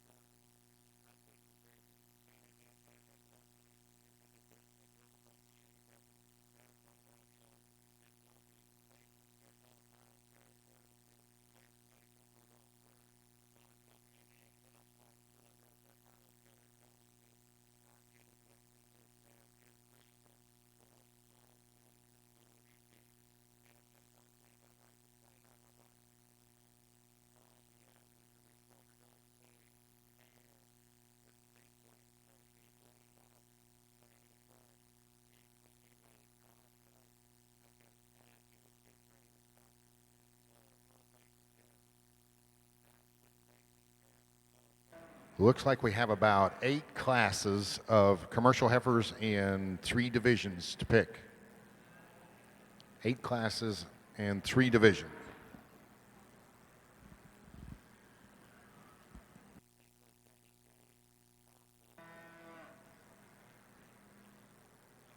Well, I know we got 5 of these things pulled out here on the profile, and that's how we like them. But you look down the lineup in this class, there's a real good Bronco steer that's sitting in 6th, and in some of the other classes we've seen today probably could have won. The white switch steer down the line, that one's real sound. He's good looking, he's good bodied. You just put him out here with a few of them that look like men today. That one just needs to be a little bit more powered up. There's 5 of these things that are real good. But the one that you always gravitate towards is the one up here at the front of the lineup that's going to go ahead and win the class. And Bud, I don't know if you know how good your calf is, but I mean, that thing is wicked. You get that one set up from the side, and he is one fat-backed, big-hipped, and good-legged rascal that still has a little itty-bitty neck and an awesome look from the side. Get that one showed, because when his head is up and his back is down, that is hands down the best animal in this class when you talk about mass, power, and presence. If that one has his back down and his head up, his proportions are incredible, and honestly, I'm a believer that good cattle get better on the go, and I think that one certainly does it. Steer in second has the wow factor. That is one long neck, swoopy bellied, and good legged rascal right there. That thing's neck is so long, his back is so short, and he's so soft right there to the center of his body. And when you get him out, I love his hind leg, and I love the way he puts him down. You just get to this view right here, and that's where you're a little disappointed. I know he's a little shy-haired compared to these other ones out here, but still need to see that one with just a little more stoutness, mass, and shape to get above the one ahead of him. But I think that one stays second because he's so good-legged and so good-looking from the side. Steer in third's hard to pick a hole in because he's so good everywhere. You know, he's square in his muscle system. He's big out of his upper hip. And when he gets that one parked from the side, I think he's still got a neat look as far as his neck attachment and the bottom side of his jaw. If you just read that one's underline, I need to pick him up in his chest and drop him in his center body when you compare him to the 2 ahead of him. And when you get this one out in motion, maybe like to rearrange the way he just plants out of his show side hind leg, wants to invert that hock a little as he gets up and goes. Next pair is close for us because I think they're so different in terms of their type and kind. I think you got one that's neater looking and stouter muscled, and you got one that's a little sounder and softer bodied.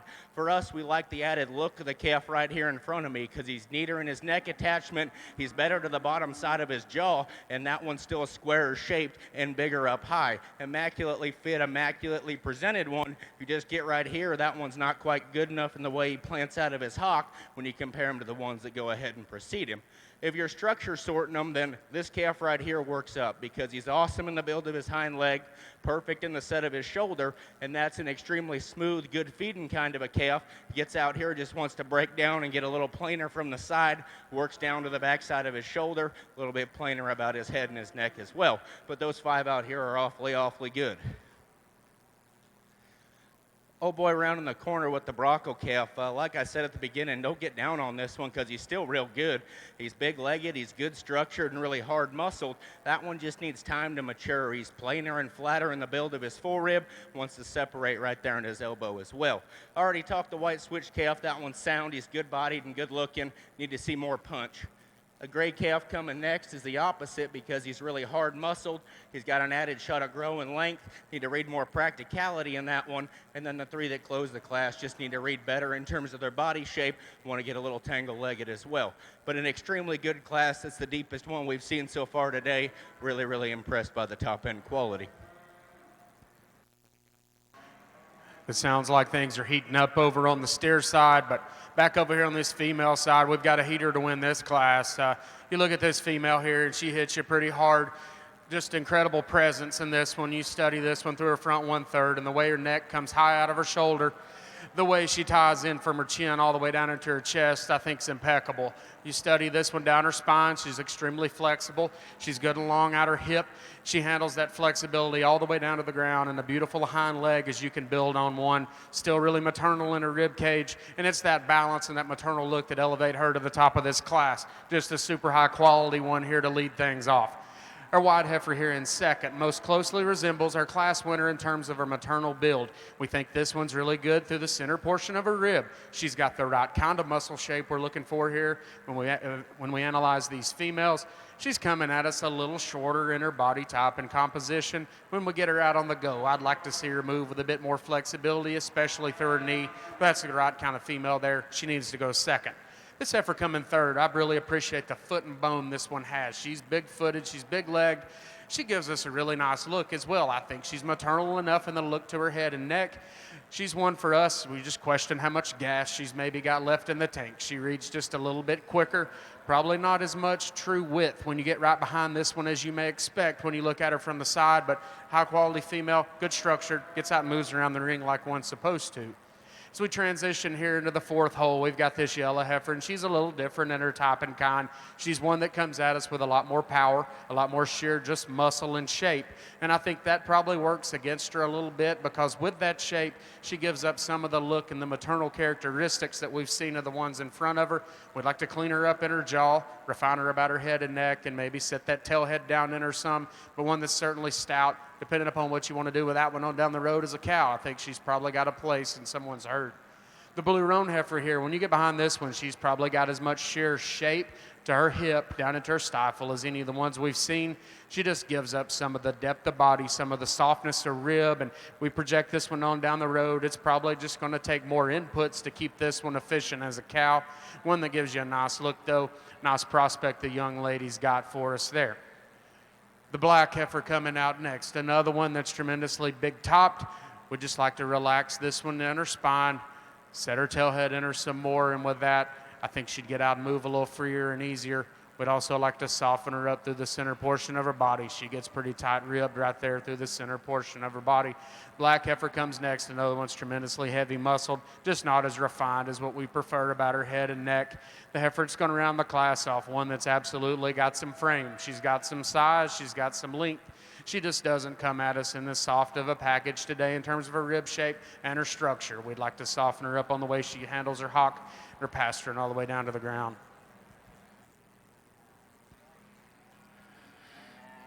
I've been asked to make a quick announcement. Please, if you would listen up. There's been a billfold full of $10,000 cash turned into the announcer's booth. Just joking. If you're standing in the makeup arena for the steers and you do not actively have a steer in the ring, please leave. You're clogging up the flow of things. If you have a calf showing in here, we're fine with you standing along the rail. But if you're standing in the staging area, we'd just soon you not. Thank you.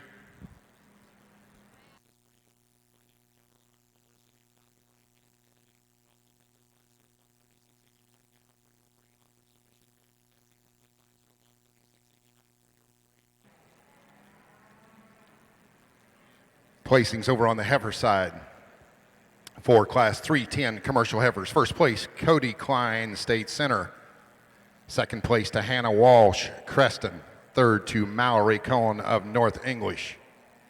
Fourth to Pricely Beard of Rhinebeck. Fifth, Riley Tim of Guernsey.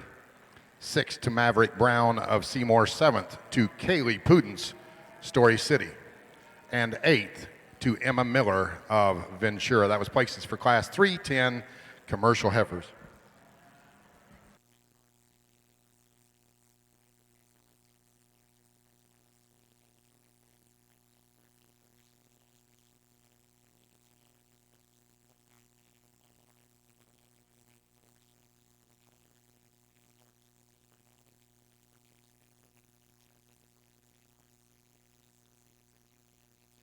Catch up over on the steer side. Placings for the final class of Division III Crossbred steers. First place, Logan McCrae, Albia.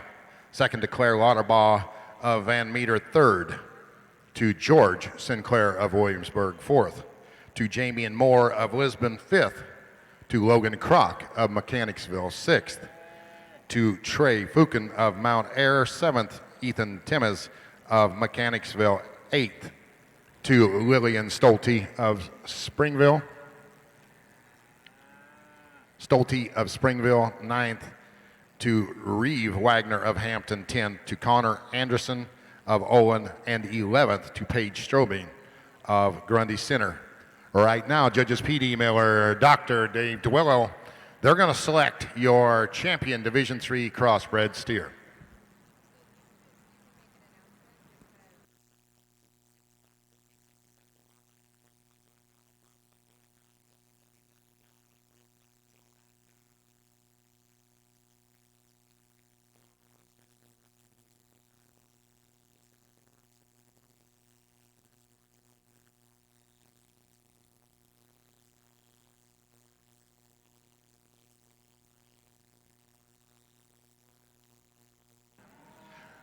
So let me tell you something else cool that's kind of going on. Yes, I sit here and run my mouth and announce every class, but if you are back in the barn and can't hear me and want to stay up, go to the IJBBA homepage, and in real time, the classes are being updated.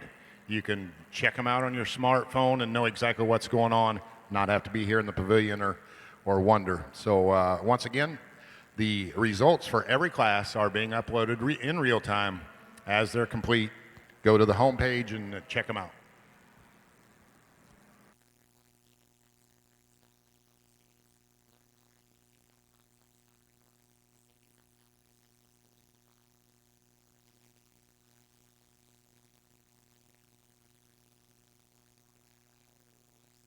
Well, I haven't mentioned much about the judges today. I don't really even have my sheet in front of me, but what we got on the steer side's two Wyoming boys.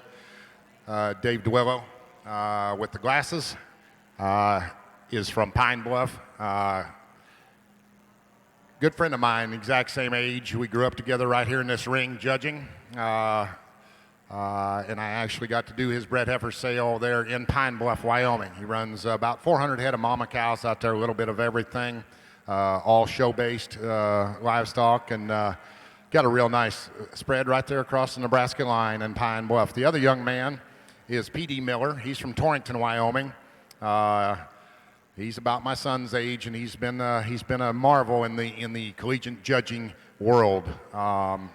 He is currently there at home in Torrington on the M. Lazy Heart ranch there, managing the show cattle program, and two really talented individuals. We've had a lot of positive comments about them and judging their shows. Once I got them to put their mic in their mouth, and so you could hear them, and they've certainly been doing that because you need to hear them. They both can really spew out a set of reasons, and Dave, when he was at Iowa State, was on a national championship team himself, went on to be the coach for Iowa State judging team for 4 years, and in those 4 years had 2 national champions. That is really impressive in that world, especially of collegiate judging. PD, I know, was high individual there at his JUCO, which I believe he said was Butler, and then he went on to Oklahoma State and was high individual there too. So two very talented guys sorting our market. I talked to them last night at supper, and they've had a blast. They've really not disagreed on much at all, and talk it out. And they're going to come tell you all about their Division III champion and reserve crossbreds.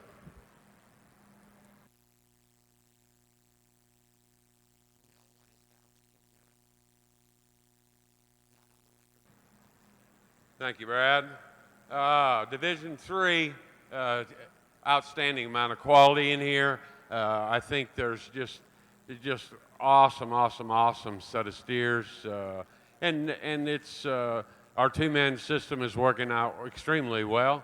PD and I have not had a disagreement. We agree pretty much on all of them, and I think we agree that this is the hardest division to pick a champion and a reserve out of, and a lot of quality all the way down through it, and a lot of quality in those classes that we don't get to present out here in the drive.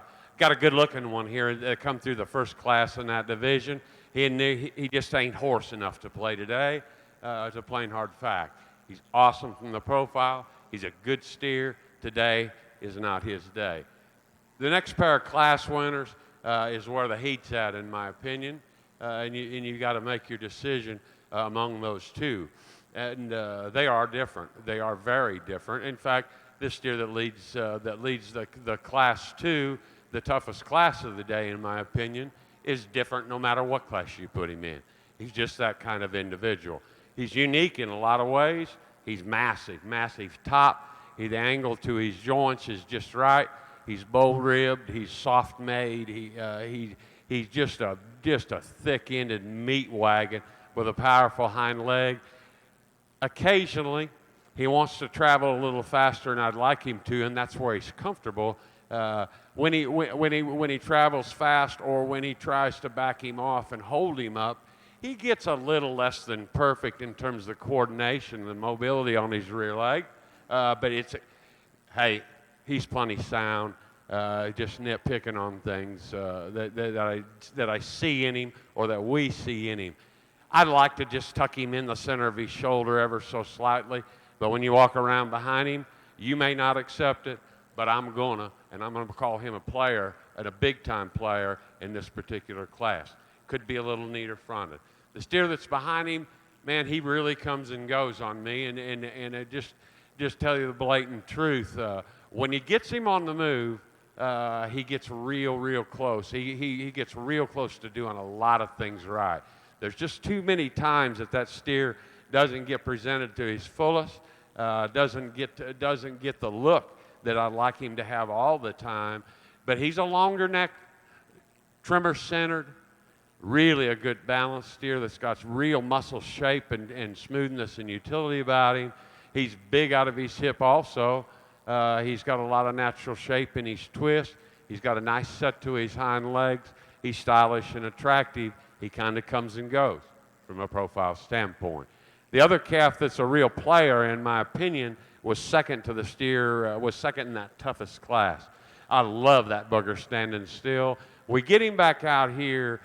He struggles a little more than he did in that class, really off of both ends. He wants to flip his front feet more. He gets a freckle outside of himself, and I'm being critical of a really good calf. But when you get to play at this level, I think you've got to be. Young lady, I love the neck and the look on that one. If maturity plays on his side and that thing will hair back up, you got a really good fat steer. He's a player. He's a long-term player, and that's what I really like and respect about him. He can't do it today, but I like your calf. We think it's close. We're going to use the class winners out of 2 and 3 to be your division champions. Let's give those kids a nice round of applause. Great division. Your 2020 Division III champion, Dylan Manning, out of Class 407, and Logan McRae, reserve. Back over here on the commercial heifer side, I think we got a pair of cattle that work their way up for me and Andy, and I'm not going to tell you that they're a lot alike today, because I don't think they are. I think there's a lot of differences in these cattle, just differences in terms of their type and kind. I guess for us, the young ladies heifer up front that we're going to use to start with, we just read maybe a little more future in this one on down the road. I think she's just one that's a little greener and fresher in her kind out here today. One that's just super attractive, super sound and flexible when she gets out on the go. One that's got the right kind of maternal look that we're looking for out here today. It's kind of where we like her to go ahead and lead off. Except for in second, no doubt, she's got a little more rib. She's a little wider based and bigger footed type of female. I think you set this one out into motion. She's a little more up in her spine, restricted there. I think for us too, she's maybe just a little shorter and plainer up through that front 1/3 than the heifer that we used to start with. But good pair of cattle there. Not going to argue with you if you needed to swap those around for the right reasons. The young man's Hereford marked heifer going to come out here next in line. I think one that gives you a good look right here at the profile. I mean, extremely long fronted and extended, really correct in the set and the angle that she's got to her hind leg. In relation to them other cattle, just certainly not as much to her either as either one of those first two heifers. But from a structural standpoint and just a balance and presence standpoint, she stays up towards the top end of this class. Young man's black heifer going to come out here next. I think when he gets this one parked, she does give you a nice look in terms of her balance and her eye appeal. For us, she kind of leads off the cattle that need to be changed a little bit structurally, and that's kind of where she falls into that fourth hole. She's just not quite right in the way she handles those hind two down at her pasterns there at the ground. Young man's white-bellied one coming out here next in line, much like the heifer that goes right in front of her. He gets her parked. She's good in her lines. You love her down her top and out of her hip. I think it's when you set her into motion, the one that struggles a little bit there from behind of those other cattle in front of her. I think she's the one that's a little lower in her neck set, a little plainer up through that front 1/3, but a heifer that we still appreciate. Young lady's red heifer coming out here next. Certainly probably not the showiest one out here, but she's broody. She's big-bodied. She's got some flesh and ability. She too could be changed structurally. I think she was just a nickel sounder. For us, she might even move up a spot or two in this class because we do like the body and the rib that one's got. Young man's black calf that's going to come out here next in line, big bone, thick-ended type of female, just a little more on the terminal side for us out here today, a little shorter necked, a little tubular in her rib shape. Just want to soften her up and see her look a little bit more like a lady.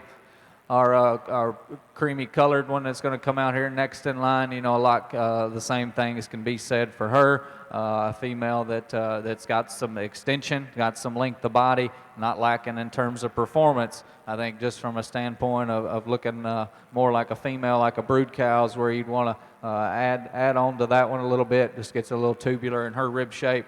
This other cream-colored calf coming out here next in line, I don't mind this one in terms of her rib, in terms of her presentation. It's her feet that me and Andy kind of both harp on a little bit, from a longevity standpoint.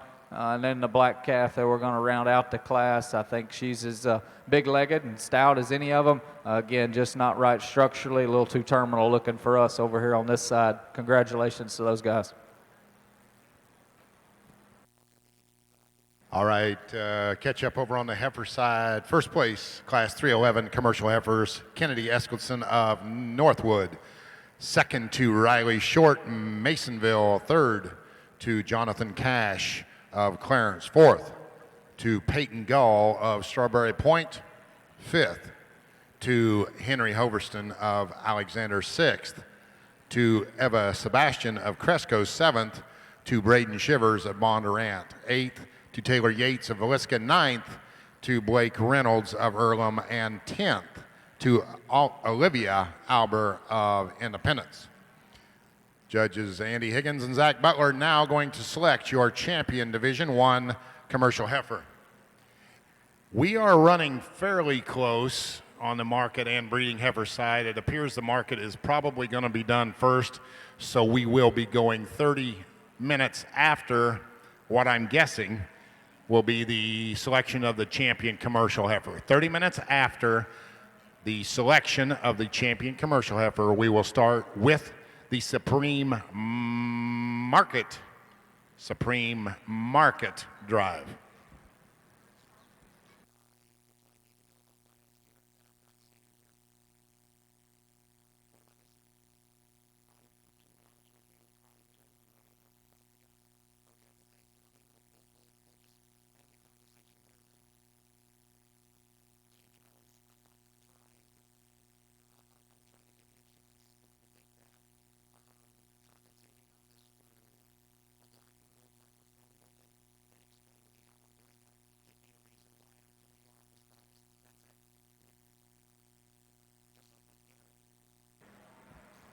So we bring our class winner and second places back out here to pick a division champion on the commercial side.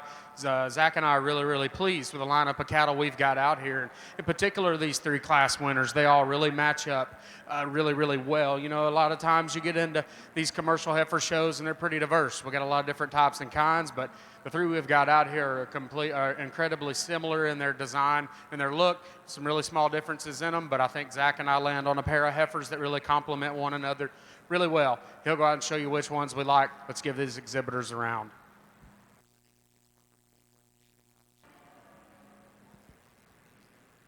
Your champion Division 1 commercial heifer coming out of the Class 310. That's Cody Klein, State Center. Coming into contention, Hannah Walsh, Creston.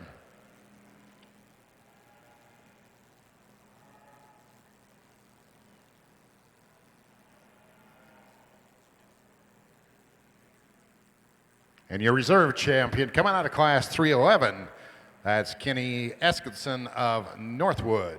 Once again, Cody Klein, State Center, champion Division 1, commercial heifer, Kennedy Eskildson of Northwood Reserve.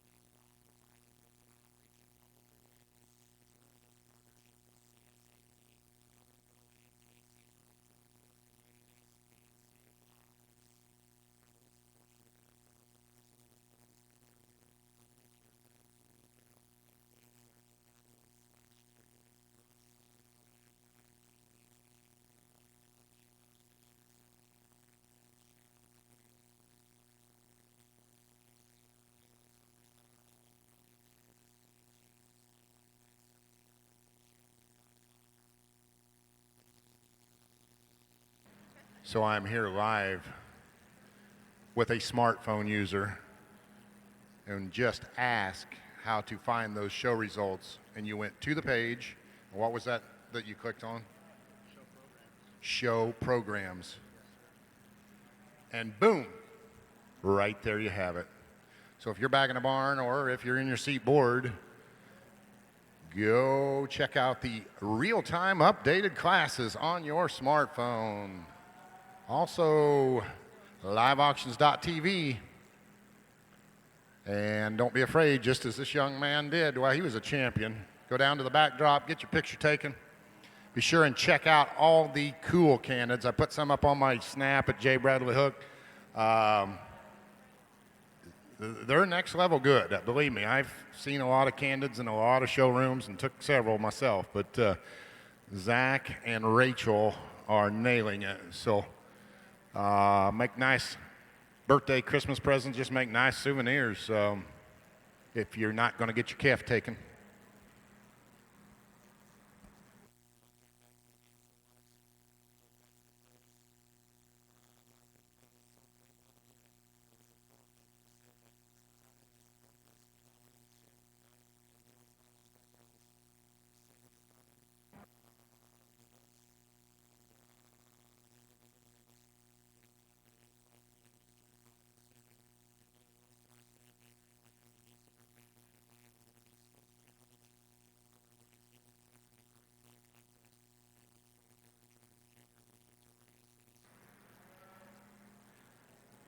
A trio of these cross steers that need to surface pretty quickly in your mind. And between the three, I don't think there's one that's extremely similar to the other one out here. I think there's one that just kind of has to win when you start totaling the most good. From the surface, he's the biggest footed, he's the best in the placement of his hock, and he's the most secure off either end of his skeleton. And then when that one gets parked from the side, I think this black and white rascal is awfully good looking. That's a dense-bodied one that's still laid up awfully neat in his chest. He's awesome in his neck attachment, and when you get up on it, he's sure got plenty enough mass and shape for us. Now, like me and Doc were talking, this one's color's deceiving, and honestly, I hate it up in his stifle because that calf has some shape and some flare down in through his lower quarter, but from the side, that white makes your eyes want to think he's flatter than he actually is. You get in that calf, he's got plenty enough meat, and with a set of running gear that is that good and that wicked, that one needs to win the class. I think second and third get close, and we discussed these for a minute out here, and they couldn't be more different. I just think the black steer's a little safer long term. He's a little bit neater about his chest. I think he's better to the bottom side of his jaw, and distinctly when this one gets out in motors, I don't think the placement of his pastern is perfect. He's not one of those ones out here that's going to bang his dew claws into the ground, but I think he's square, and he's more secure in the way he places his hock. Then with a look like that from the side, I think that one's awfully neat and awfully hard to make. The reason he doesn't get around the black and white one ahead of him is that one's just not quite as exotic in terms of his look and not quite as powerful or as smooth through the center part of his body.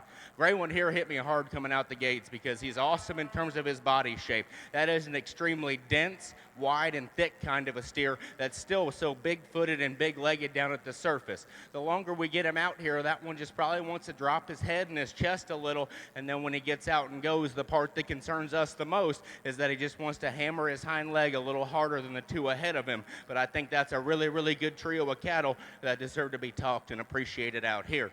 Orange calf coming in fourth probably has a little more grow than some of the ones that we've seen earlier today, but quality-wise, that's where he needs to be because that's the long-necked, good-looking, and slick-moving steer that's good in terms of his joints and lower running gear. Make that guy chubbier-bodied and shorter cannon, I think he can certainly play with the ones ahead of him.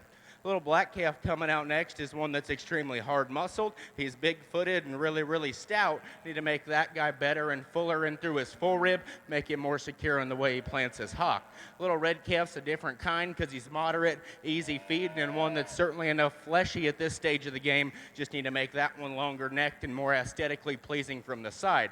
Opposite's true of the Bronco calf coming out next because he's long-necked, he's long-bodied, and he's certainly stretchy. Need to make that guy fuller and fresher back into his flank. Same can be said for the next four down the lineup. All these calves have some extension, they have some grow, and they have some look from the side. Just need to make those guys more practical and more opened up underneath.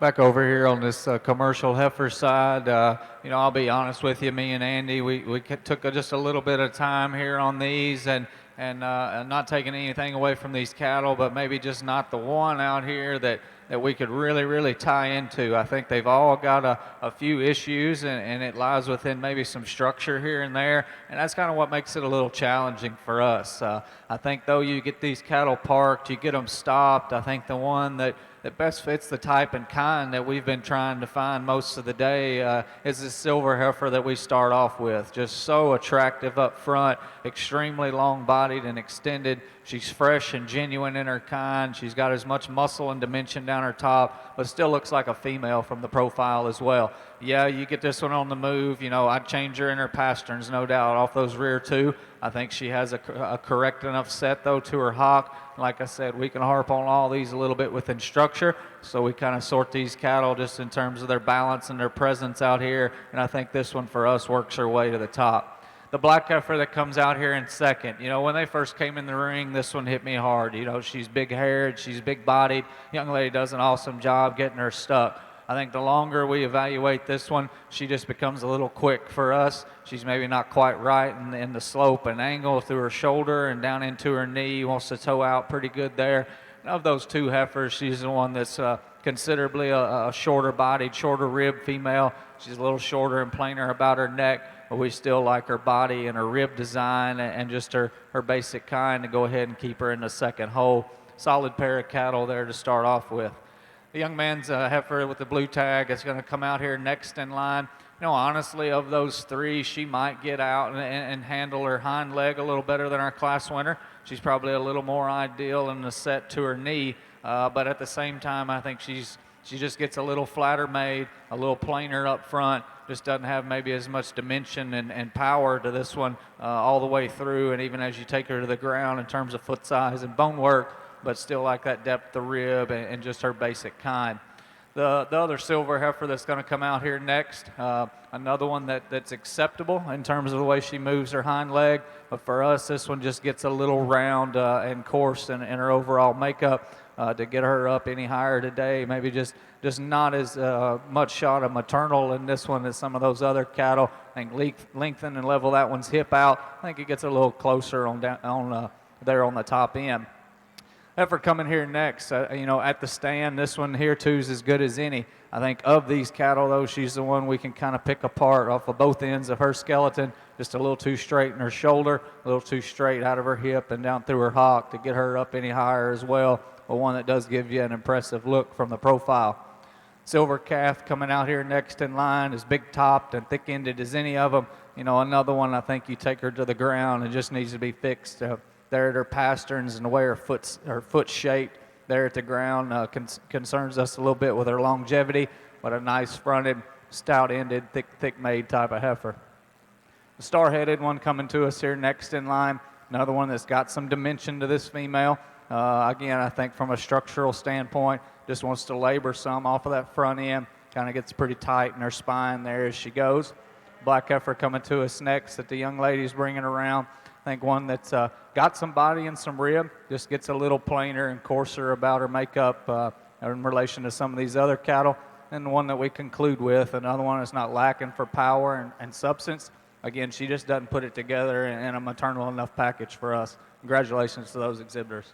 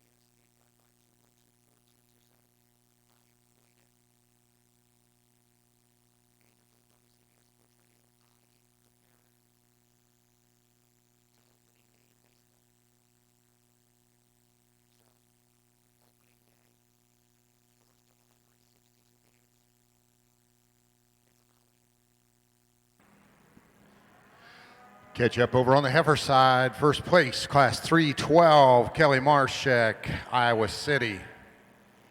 Second place, Nicole Barrett of Dunlap. Third to Abby Finley of La Villa. Fourth, Taylor Lazoom of Fort Atkinson. Fifth, Ryan Benshoof of Winterset. Sixth, Chloe Shivers of Bondurant. Seventh, to Taylor Foss of Northwood. Eighth, Landry DeVore of Atlantic. And ninth to Anna Cota of Bellevue.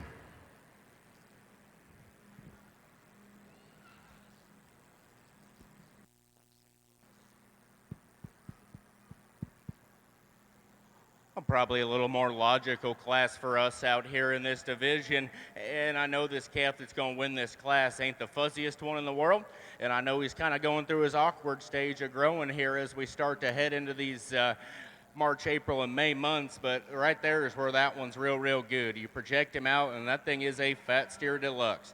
Really good chested, really good headed, good looking and proportional kind of a steer that's really good and wide about his muscle system and reads with plenty of shape, yet he's so soft and practical and smooth about his body shape. You just think that one's the most fault-free when it comes to his feet and legs, his look, and when that one gets to be a fat, I can envision that one doing a lot of damage.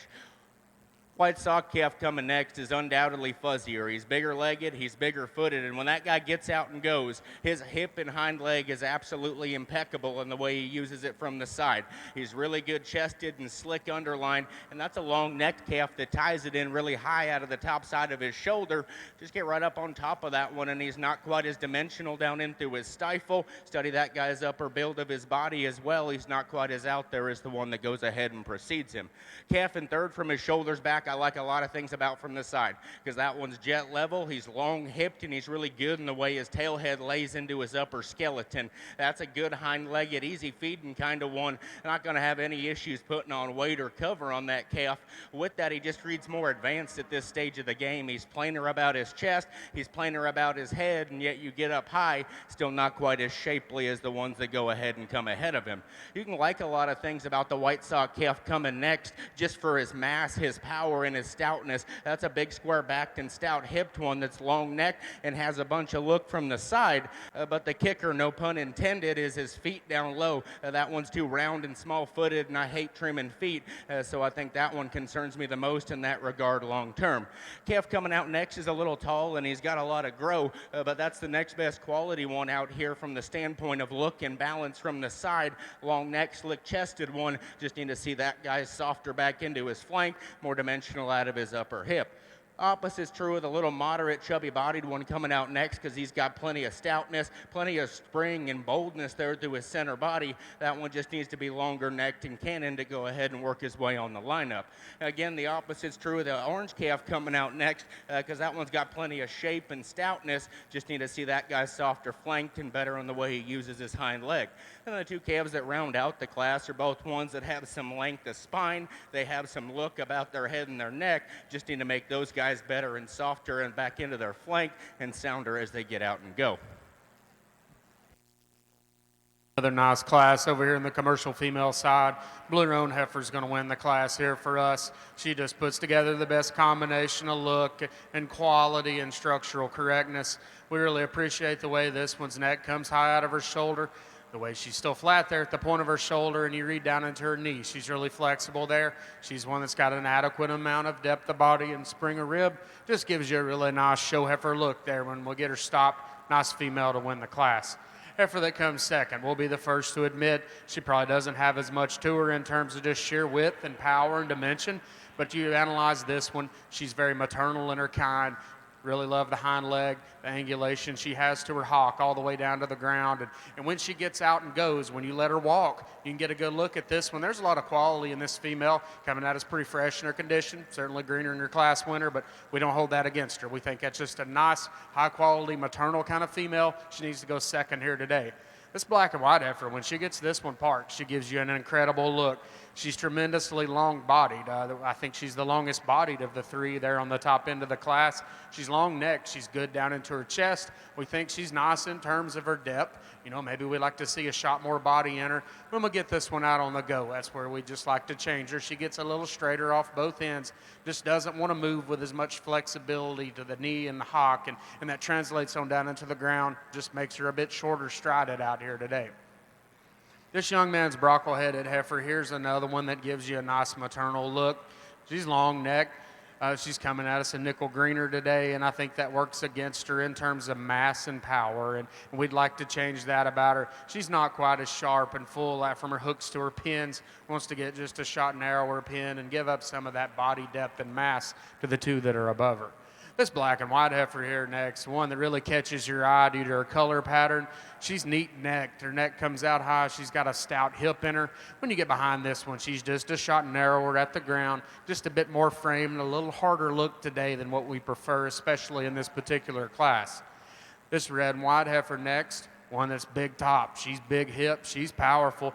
She reads a little quicker for us. I think we'd like to change the way she uses her hock and her knee as well. She's just a little tighter there.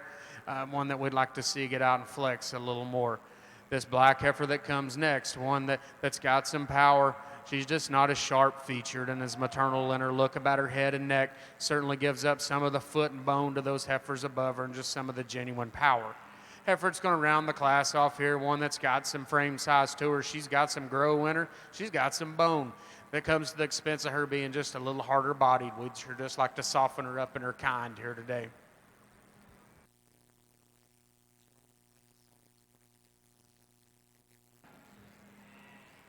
Well, for all you guys in the audience or in the ring that's been in this business a while, I want to share a text I just got.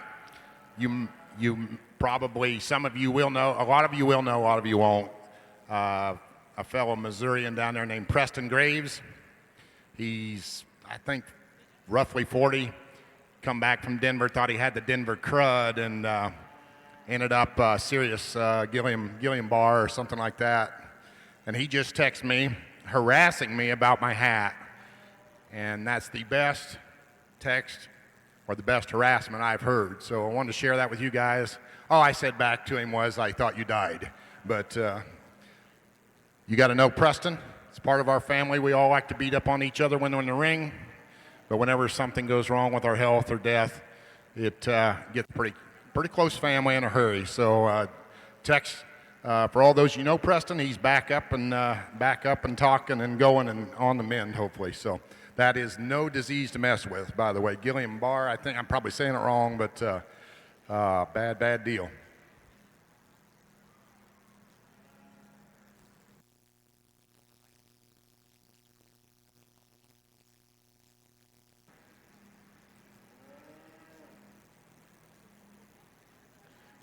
Catch up over on the steer side.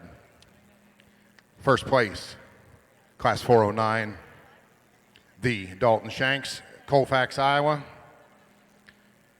Second, Brady Werner, Williamsburg. Third, Avery Shala, Riverside. Fourth, Megan Hughes, Glenwood. Fifth, Cammie Shrunk of Anthon. Sixth, Ethan Timmez of Mechanicsville. Seventh to Marcy Bailey of Creston. Eighth to Casey Crosskoff of Ridgeway.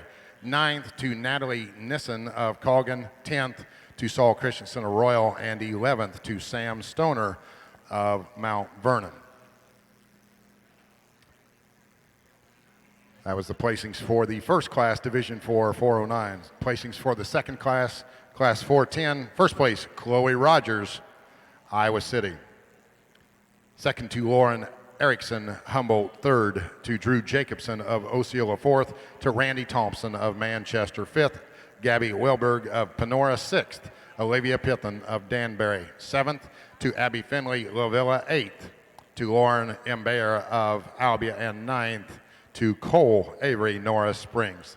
That was your placings for class 410, second class, Division 4. Currently in the ring, class 411.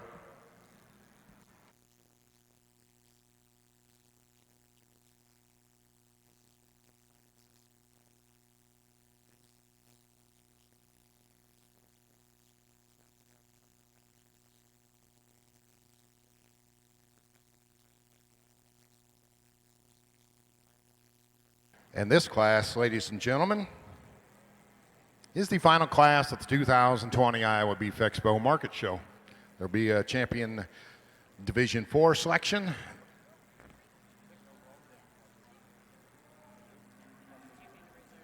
And then out of those 4 divisions, we pick a champion and reserve crossbred steer. So we'll get this class done. Selection of champion Division 4, then selection of grand and reserve champion crossbred steers.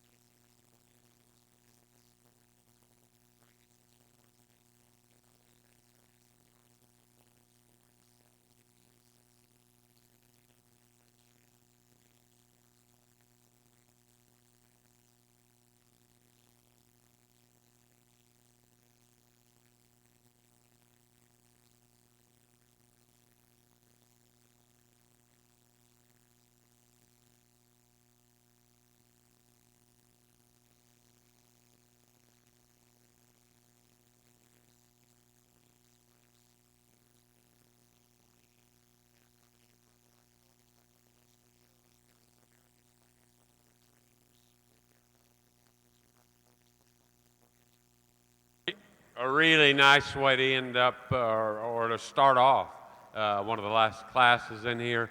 This black steer's flat stout. Good looking, about well balanced, beautiful underline on him. He's a big back, really thick loin, square ended steer that just profiles and he's square on all 4 corners. He's sound enough in his kind and he's sure good looking from the profile. He's just easy, the place to start and the most complete steer in the class. Oh, Silver here, maybe not quite as powerful from behind as we might like him to be if we were to improve him.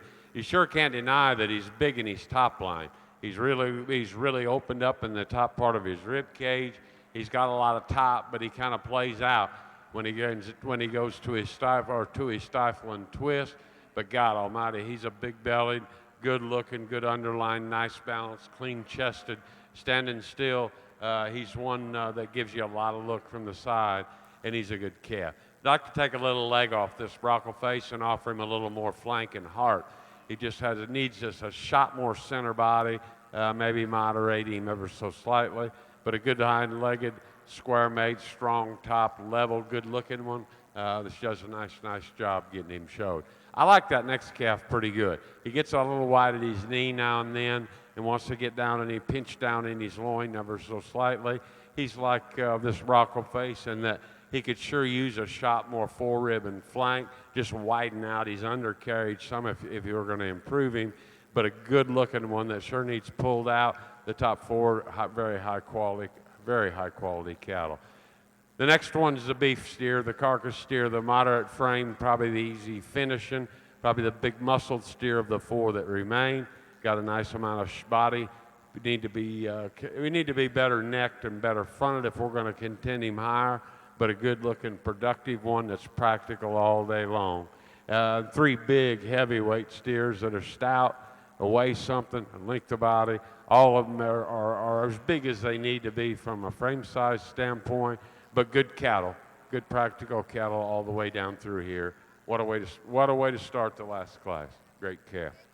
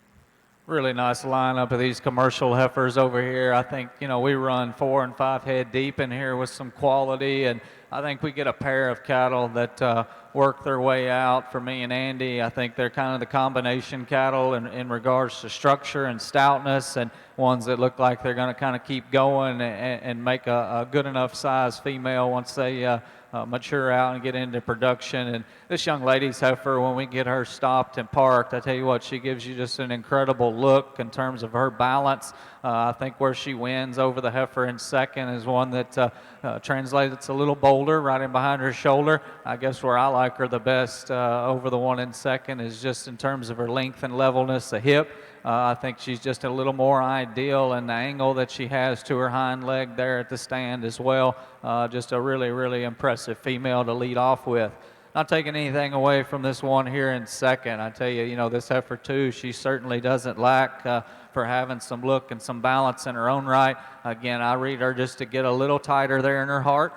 Becomes just a little rounder out of her hip, and maybe not as ideal as the way she sets them down from behind, just a little tighter and a little stiffer there. But two really high quality heifers on the top end here in this last class before this final division. Young lady's female that's turning and coming out here to us next. She was the first one, I think, to come out in the ring. And, when we seen her, we had a couple classes that maybe it was a little harder to find something to tie into. And when she came out here, I thought, here we go. We got an extremely good one to start with. We had a couple more come in later that I think just offer a little more power and dimension when you get right in behind the cattle. From the profile, she fits with them just right there with them in terms of her look, in terms of her style. An impressive female. Just want to stouten her up a notch as you get in behind them. Young man's calf coming out here next. He is stouter. She is stouter than the heifer that goes in front. I think this one gets a little more rigid in the way she handles those hind legs of those initial 3 cattle out here. Just gets, again, a little rounder for us, but one that's presented well, and the young man does a really nice job getting her set out here. The one that's really unique and intriguing is this heifer coming here next. I think she moves good. I think she's attractive. For us, she's just a little too quick in her maturity pattern. We wonder if there's just enough gas left in the tank for this one on down the road. I tell you what, she is a big-bodied, sound-structured, good-looking one that we do appreciate a great deal. Heifer that's going to make the turn and come out here next. So one big top, stout hip, big-legged one. You take this one to the ground. She's got as much foot size and bone work as any of them. For us, she's just a nickel terminal in her kind. She's a little rounder about her shoulder, a little more tubular in her rib shape, and a little rounder out of her hip. But we definitely appreciate her stoutness and her kind. The heifer that's going to make the next turn, the baldy heifer or Bronco-faced heifer that's coming out here next. Another one that's got a lot of center body and rib, and I think at the stand she competes with a lot of them. So when we set this one into motion, she's just not right in the way she gets out of her hip, goes to the ground there on those rear pasterns. Black heifer coming out here next. You can say some of the same things about her. She doesn't lack for muscle. She doesn't lack for having some true base width and dimension to her. Just from a structure standpoint, not quite what we're looking for specifically there off those back 2 wheels. The silver heifer coming out here next in line, again, another one that's got a world of dimension, a world of thickness and muscle in her. Again, just a little too laborsome for us to get her up much higher. And the female we conclude with, again, an extremely long-fronted, attractive heifer. Again, just a little ill-balanced, a little out of structure to get her up any higher as well. But congratulations to those exhibitors.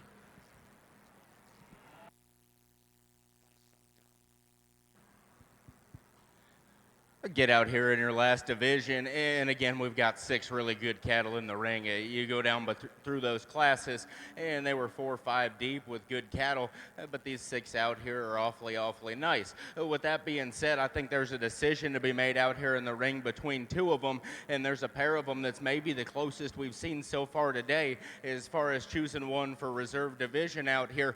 There's one thing, though, that when we get out here has to happen, and that's the fact that black and white one up there needs to win this division. He does that for us off his structure, his look, and his mass alone. So get that one out of the way, and I think there's an awfully hard decision to be made. And Doc and I sat out here and talked about them for a minute because they're different. I don't think you can label between these two calves right here in front of me that you can label one better structured. There's one that moves better out of his front end, and that's the calf right here in the back, because I think he's laid back further in the set to his shoulder. He reaches better out of his knee, and consequently that one picks his head up higher above his shoulder and has a neater look from the side. Now the calf right here in front of me works better out of his hip and his hind leg. That one's hock is softer, his pasture's laid in him neater, and that is still a woofy, dense one that's awfully bold in terms of the shape of his upper body and still proportions very, very well from his shoulders back into his upper hip. They're both powerful cattle. They're both ones that have their differences structurally. For us, though, we like the one that's a little neater looking. Second in that class is going to be reserved in your heavy crossbred division.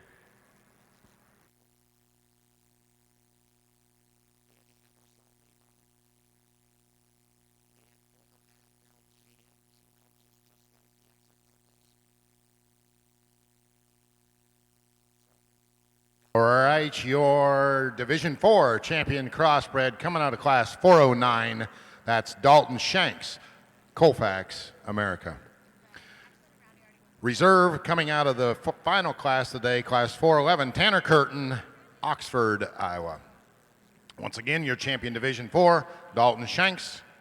Reserve Tanner Curtin. They will now be coming in with the previous 3 division champion reserves for the selection of the Grand and Reserve champion crossbred animal.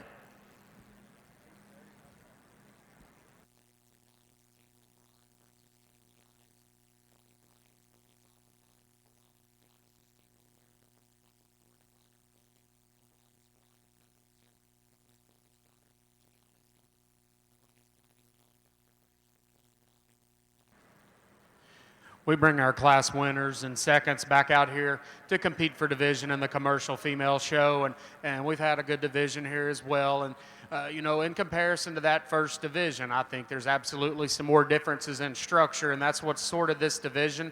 And even when we get them back out here, I think we analyze these cattle. Zach and I, we come together unanimously and land on a pair of heifers that we think maintain that maternal look that we strive for while still being relatively good in their structure. Not going to say much more about them. Zach will go out and pick your champion in reserve. Good set of females.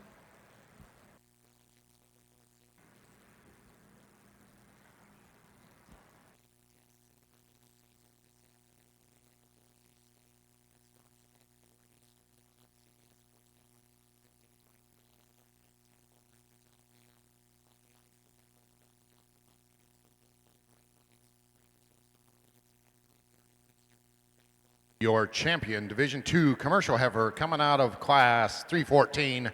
That's Grace Griman from Goodall.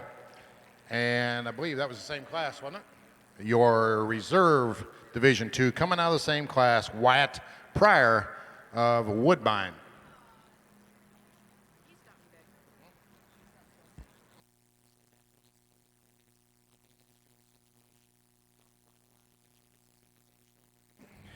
Let me catch you up over on the steer side. Placings for the final class of the day. First place, Tanner Curtin. Second to Walker McDermott. Tanner Curtin, Oxford. Walker McDermott, Wyota. Third to Anna Friest of Adele. Fourth to Reese Sandy of Russell. Fifth to Keaton Kralik of Creston. Sixth to Kennedy Steffes of Nevada. Seventh to Ava G. Adamson of Creston. And eighth to Tyler Pudens of Story City. Currently in the ring on the market side right now is your divisions 1 through 4 Grand and Reserve champions. Judge P.D. Miller, Torrington, Wyoming, Dr. Dave Duello, Pine Bluff, Wyoming, will be selecting your champion crossbred and reserve champion crossbred steers.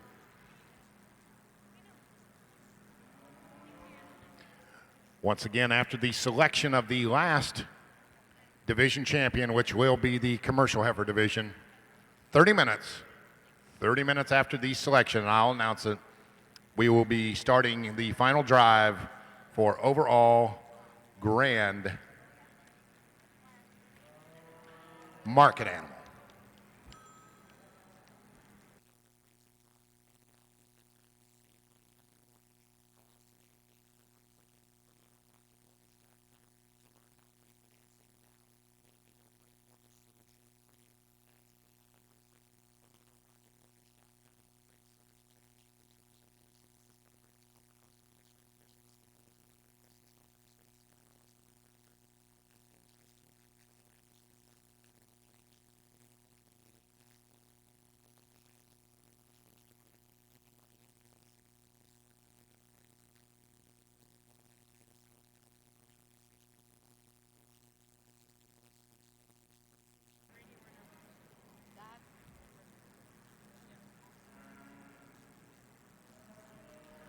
Okay, I have made a mistake. On the reserve champion Division 4, they both came out of the same class. Your champion was Dalton Shanks.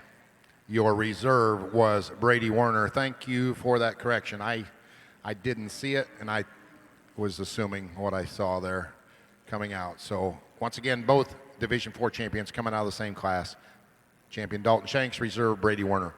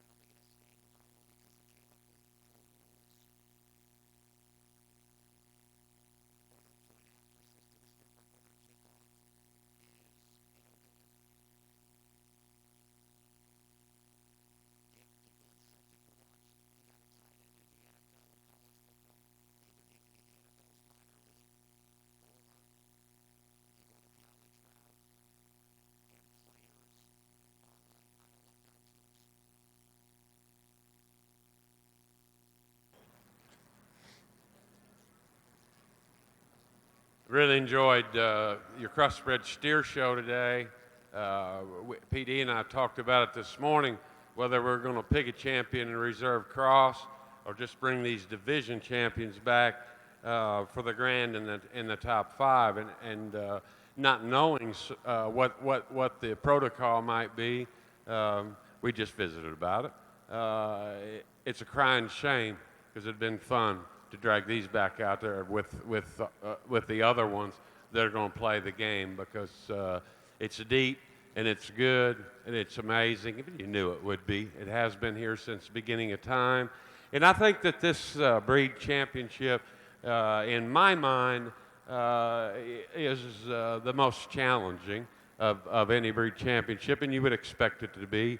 But we really got a lot of good cattle both in front of me and behind me. I think that these cattle can do a lot of good things, and I'm sure that they have and or will win in different orders a multitude of times. I'm very briefly going to describe them as we go down through here. We've talked them through class and division. Some of you may not have heard that. This red steer started off the day and hits us pretty hard. You got the lightweight, the monster back, the monster hip, the big rear end, the steer that's got some genuine width to his base behind. He's got some inner muscle when you study him from the rear view. He's got a great hind leg. He's burly. He's real up-headed. We mentioned before we might change him anytime you put that much hind quarter in one. You might want to ideally change him in his shoulder. His shoulder doesn't bother me a great deal. What bothers me a little bit, and being really critical, is the shape. From the way his shoulder varies in shape, from the center of his shoulder to the way it goes into his back. That calf's just a little odd in that respect, in the way that he's shaped. And I'll talk about another one in a little bit that has something similar or contrasting. I really thought this Class 2 calf, before they come back in the ring, would be a real player. He is a player, but to me, he ain't got enough base width when it comes right down to the nut cutting and a fire that's this hot. That steer's beautiful from the side view. He's extra strong down his back, and he's really bold and nice, built back through his rump. The pin set on that thing and the tailhead design is exquisite. He's awesome, and he's underlined. And from a pure side view standpoint, he's pretty hard to pick a hole in, buddy. And he's a good steer. If you like him, if you want to prioritize pretty over really plumb stout, that's your steer. And I like him. I like him real good. I need him to have a little more chest floor and a little more true base width to make him the one, okay? But I love that steer. I like a lot of things about this one, and I got to talk that division, or I think I talked his class and his division. He isn't going to suit everybody in the world, but he suits me real good. This thing is big-legged and big hip. He's power from one end to the other, and I don't know both of these next two steers that remain, and a lot of other ones we've talked about today. Folks, if you're just here observing and maybe watching your kids or grandkids, or just here because you like it, whether you're in this business or not, I don't know if everybody, I hope, realizes just how hard it is to build these cattle with that much power that's still motor, that much power with still got body shape and flank and softness and soundness and look and quality from the side. That's hard to do. He is the one I was going to talk about the difference in his shoulder. He's the biggest butted, the biggest hipped one in this drive, maybe in this barn. That steer, to me, his shoulder fits the design of his body and his rump structure and the shape to that shoulder as it matches the rest of his body a little better than that red one does. And I'm not taking him apart. I like the hell out of him. This steer is different from that respect. He's a player in our mind, and he's flat, stout, and good looking. It appears, just looking at them, you just walked in the ring, you'd think we got three, Division 3 and 4 switched around. Those cattle obviously weigh just a little different, but that doesn't matter to me or PD from that standpoint. It doesn't make a difference to us if he weighs that or he weighs this. The good cattle are going to win. The black and white one, he's a player. I love that thing from the ground up. I mean, he's about as right and about as square on all four corners from a pure structure standpoint and a pure flexibility standpoint. He's good-footed and even-toed. He's really flexible in his knee. He reaches right about his hock and hind leg. And when he plants that thing, he'll give you a view now. That's the way they're supposed to be built. He's a little deceiving from a color standpoint, the way his color changes in the rear third of his body from top to bottom. And until you take a chance to truly stand behind that one, I doubt that you can expect that he is absolutely as explosive as he is. He's plumb wide in his pins. He's plumb big hip. He's plumb thick clear to his hock. And that steer's got about as much inner muscle as anything in the barn again, except maybe the one right in front of him. If you study the total inner design of muscle and particularly get him on the move. That one motor's as good as anyone in the barn. Do I think that fat steers or market steers have to be Cinderellas and have to walk like a show horse? No, but they got to be sound. Fortunately, there's a stout one that's flat sound and great balance and good looking, and he stands out here in a pretty competitive notion. This stuff behind us is the good stuff too.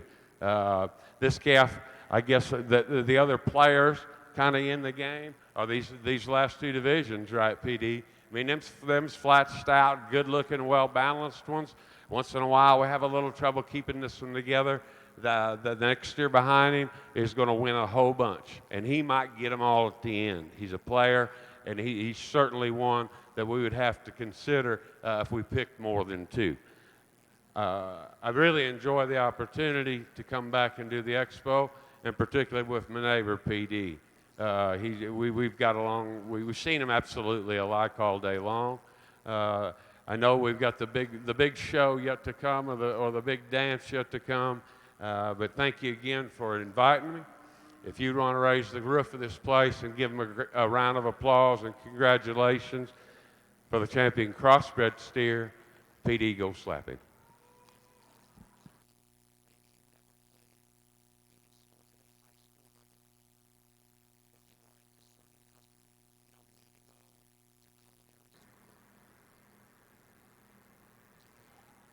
Your 2020 champion crossbred steer at the Iowa Beef Expo, coming out of Division 4. That's Dalton Shanks of Colfax coming into contention, the reserve from Brady Werner.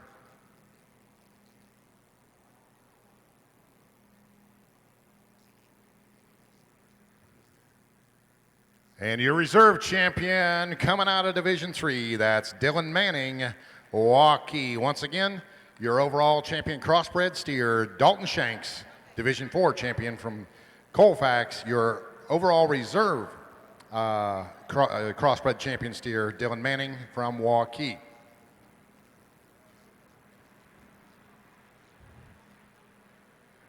Well, a really good scene across the ring over here, an impressive set of steers, and it's been fun listening to those guys talk through them cattle. You know, I'll be honest with you, I didn't grow up showing steers, and you know, it's a little out of my element, but it's certainly impressive to evaluate them, and them two guys, they found some good ones over there, no doubt.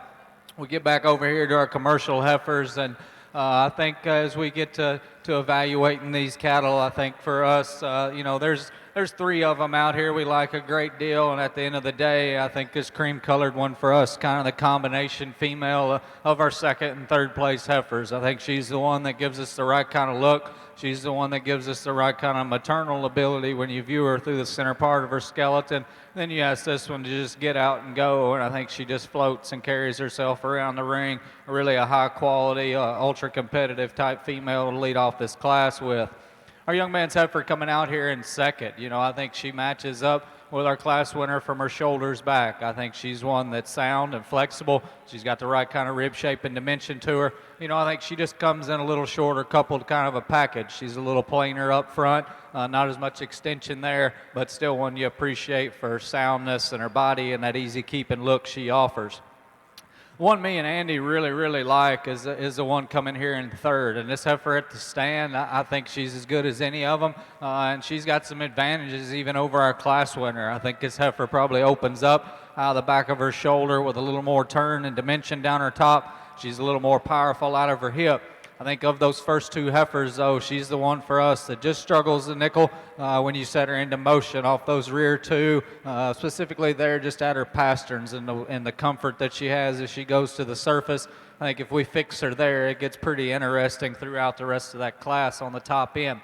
This young man's Bronco-faced one that's going to come out here next in line. I think a female that just run into some competition out here. I tell you what, we might have overlooked her at first, but the longer we were out here, she just kind of kept working her way up. It's a heifer that puts a lot of good things together. She's got enough body. She's got enough soundness. Again, she's one that just gets a little shorter coupled and a little